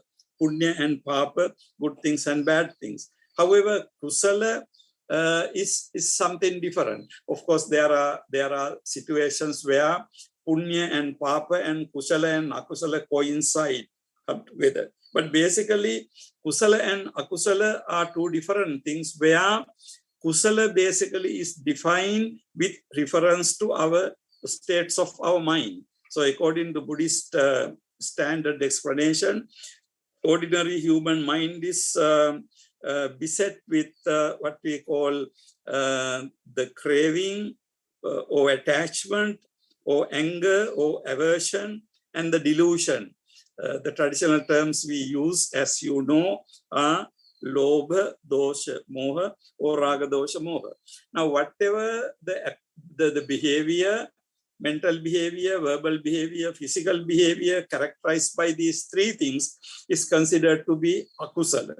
So the behavior motivated by opposite factors, absence of craving, absence of anger means loving kindness, also the generosity and wisdom, the behavior is considered to be the kusala behavior. So here something very important to note would be to note that ultimately what is kusala is defined not in terms of any kind of metaphysical or any kind of behavior that will make you to be born in the heaven or things like that. Of course, those things are not, can be applicable in certain context, but basically kusala is defined in terms of our nature of our human mind. So in that sense, ultimately, kusala is the person, kusala is the characteristic that is developed in the person when that person achieves realization of nirvana. It's very interesting, Venerable. In the Buddhist tradition, we say that when you become an arahant, you do not have any concern for punya and papa, right? You don't need any more punya, because punya means things that help you to go in the sansaric life very happily. But ultimately, what is important is kusala. So the Buddha's life and any arahant life is described as life full of kusala, but not life full of punya. Okay, so punya, papa, and akusala are clearly kept aside, but the life is considered to be the life full of punya. In other words, the behavior is characterized by alobha, adosha, and namoha. So I mean, this is basically how would Buddhism would describe, how we improve on the kusala life is, as you know, the meditation and, all these things are ultimately connected. But speaking more broadly, ultimately Buddhism seems to be visualizing a society where people are not motivated purely by greed, anger, and delusion. Now, such a society, of course, the ultimate level of that achievement is being an arahant or being an enlightened person, but majority of us in the world are not at that level, presumably, but to be guided by this goal, to be guided by the non-greed, non-aversion, and non-delusion would be the Buddhist ideal for the human existence. Okay, Venerable. Sorry for could I have another question? I want to ask that, are we dependent origination, Master? Well, of course, I can give you a longer the explanation or dependent origination, but I don't think I should do this at this juncture, because you can refer to some text and some books and get a knowledge. But basically, why I refer to dependent origination in this context is ultimately to explain the Buddhist concept of truth. Now, dependent origination, as I said earlier, Buddha says that whether a Buddha were to be born in the world or not, these characteristics will be, this nature will be there. Ultimately, by this nature, what Buddhism, the Buddha tried to show is that what happens to us human beings and to the world is not something determined by some kind of say God or any kind of super, the natural power, but with regard to human life, of course, things are determined by the causes and conditions produced by us. Now it happens so there is no particular agent in the whole picture, but when necessary things come together, things happen. So there is no doer, there is no agent. So that is the basic idea. Now that happens when necessary conditions takes place. So as human beings, Buddha would say that you can change the conditions. You can change the situations. Once you change the situations, of course, the flow will be different. So in that sense, at one place, Buddha gives a very interesting simile. There is one discourse called Purana Anjasa Sutta. Purana Anjasa means the ancient path. Buddha compares his discovery of enlightenment to someone going around in a forest, bump accidentally into an abandoned road. Now this man will follow this road and finally end up in an ancient city, beautiful city. Then he goes around and looks around and enjoys it, and he comes back to his native place among his people and tell them, look, there is an ancient path there. If you go in that path, there is an ancient city. You can go and have a look at the beauty of that. So now, Venerable, this simile is very revealing, because ultimately the ancient path is there. The ancient city is there. It is not a production of the Buddha, but it is a discovery. The Buddha discovered it and showed it. So in that sense, we can say that this human nature, the nature of the world, is very much there. And we are caught up in a samsaric cycle. So if you want to continue in the cycle, yes, there is a way to do that. But if you want to get rid of the break out of the cycle, there is a way. That is what the Buddha showed. Okay, I mean, to put it simply. Thank you very much. Okay, so I would like to ask, you have said about amatang. You said you never die. What do you mean by this? Everyone what die. Venerable, let me say not what I meant by that. Maybe perhaps what I can figure out what the Buddha meant by that. When Buddha met his 5 early friends, sorry, Buddha said that amatang adigatang, I have realized the deathlessness. But we know that physically the Buddha passed away at the age of 80. And all the arahants who realized nirvana passed away. So when we look at the Buddhist ultimate religious experience, of course, we should really have a very long discussion. One scholar in Buddhism. And also I would tend to, still trying to understand it, actually, honestly speaking. Because, as ordinary human beings, again, I talk about myself, I am very much a part of the world. So I don't know, still I feel that whatever happens, I still need to be around to see what is going on. Now, this is where, as an ordinary Putujjana, I stand at the moment. But of course, what I'm trying to articulate is, what the Buddha said about the samsara, which I to be really, but certainly ready at this juncture to individual problem, because in the path we all of us are at different levels.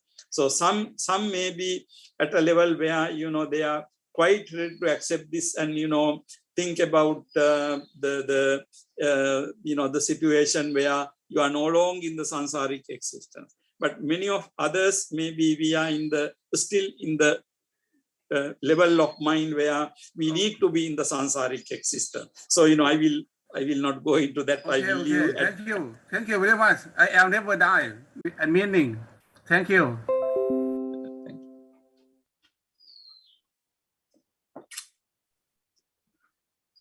So, any questions or any comments? Chat box.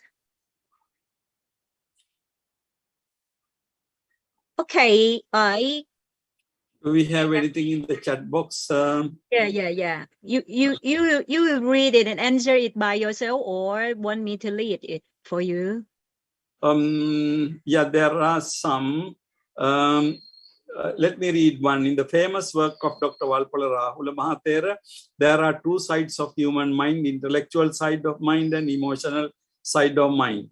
In the realization of truth, we must use the intellectual side of mind, which is Panya or wisdom.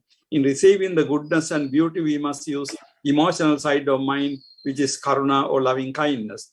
Therefore, one can attain the enlightenment with the development of wisdom and loving kindness highly and equally in the level of supreme ability of mankind. This is my point of view, sir. Thank you very much for presenting that point of view. I mean, I would not really take emotional, intellectual sides really as two independent sides. But you are right, because in our mind, of course, we do have emotional and intellectual aspects. The Buddhist path to realization is, in fact, a combination of these, the not making a hard and fast distinction, but developing this aspect together. So in that sense, with your final statement, need the development, wisdom, and loving kindness. Yes, I do agree with that. Thank you very much for your comment. Okay. Others are not really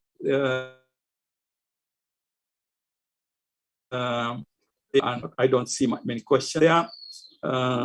Being together. That was the only one I see as that's a comment. If there are any more questions, we can discuss. But okay. Okay. Any more questions or comments, or all? Okay. I saw the third panelist in this webinar right now. Okay,นะคะ. Thank you so much for useful knowledge about the concept of goodness, beauty, and truth in a Buddhist perspective from Professor Dr. Asankha Tirakaratane. And thank you, Venerable Assistant Professor Dr. Pamaha Ponchai Siriwaro, Assistant Professor Pamaha Kitsana Taruno, and Ajahn Dr. Banpot Khairsaitong, and Venerable Meng Lee for sharing comments and questions.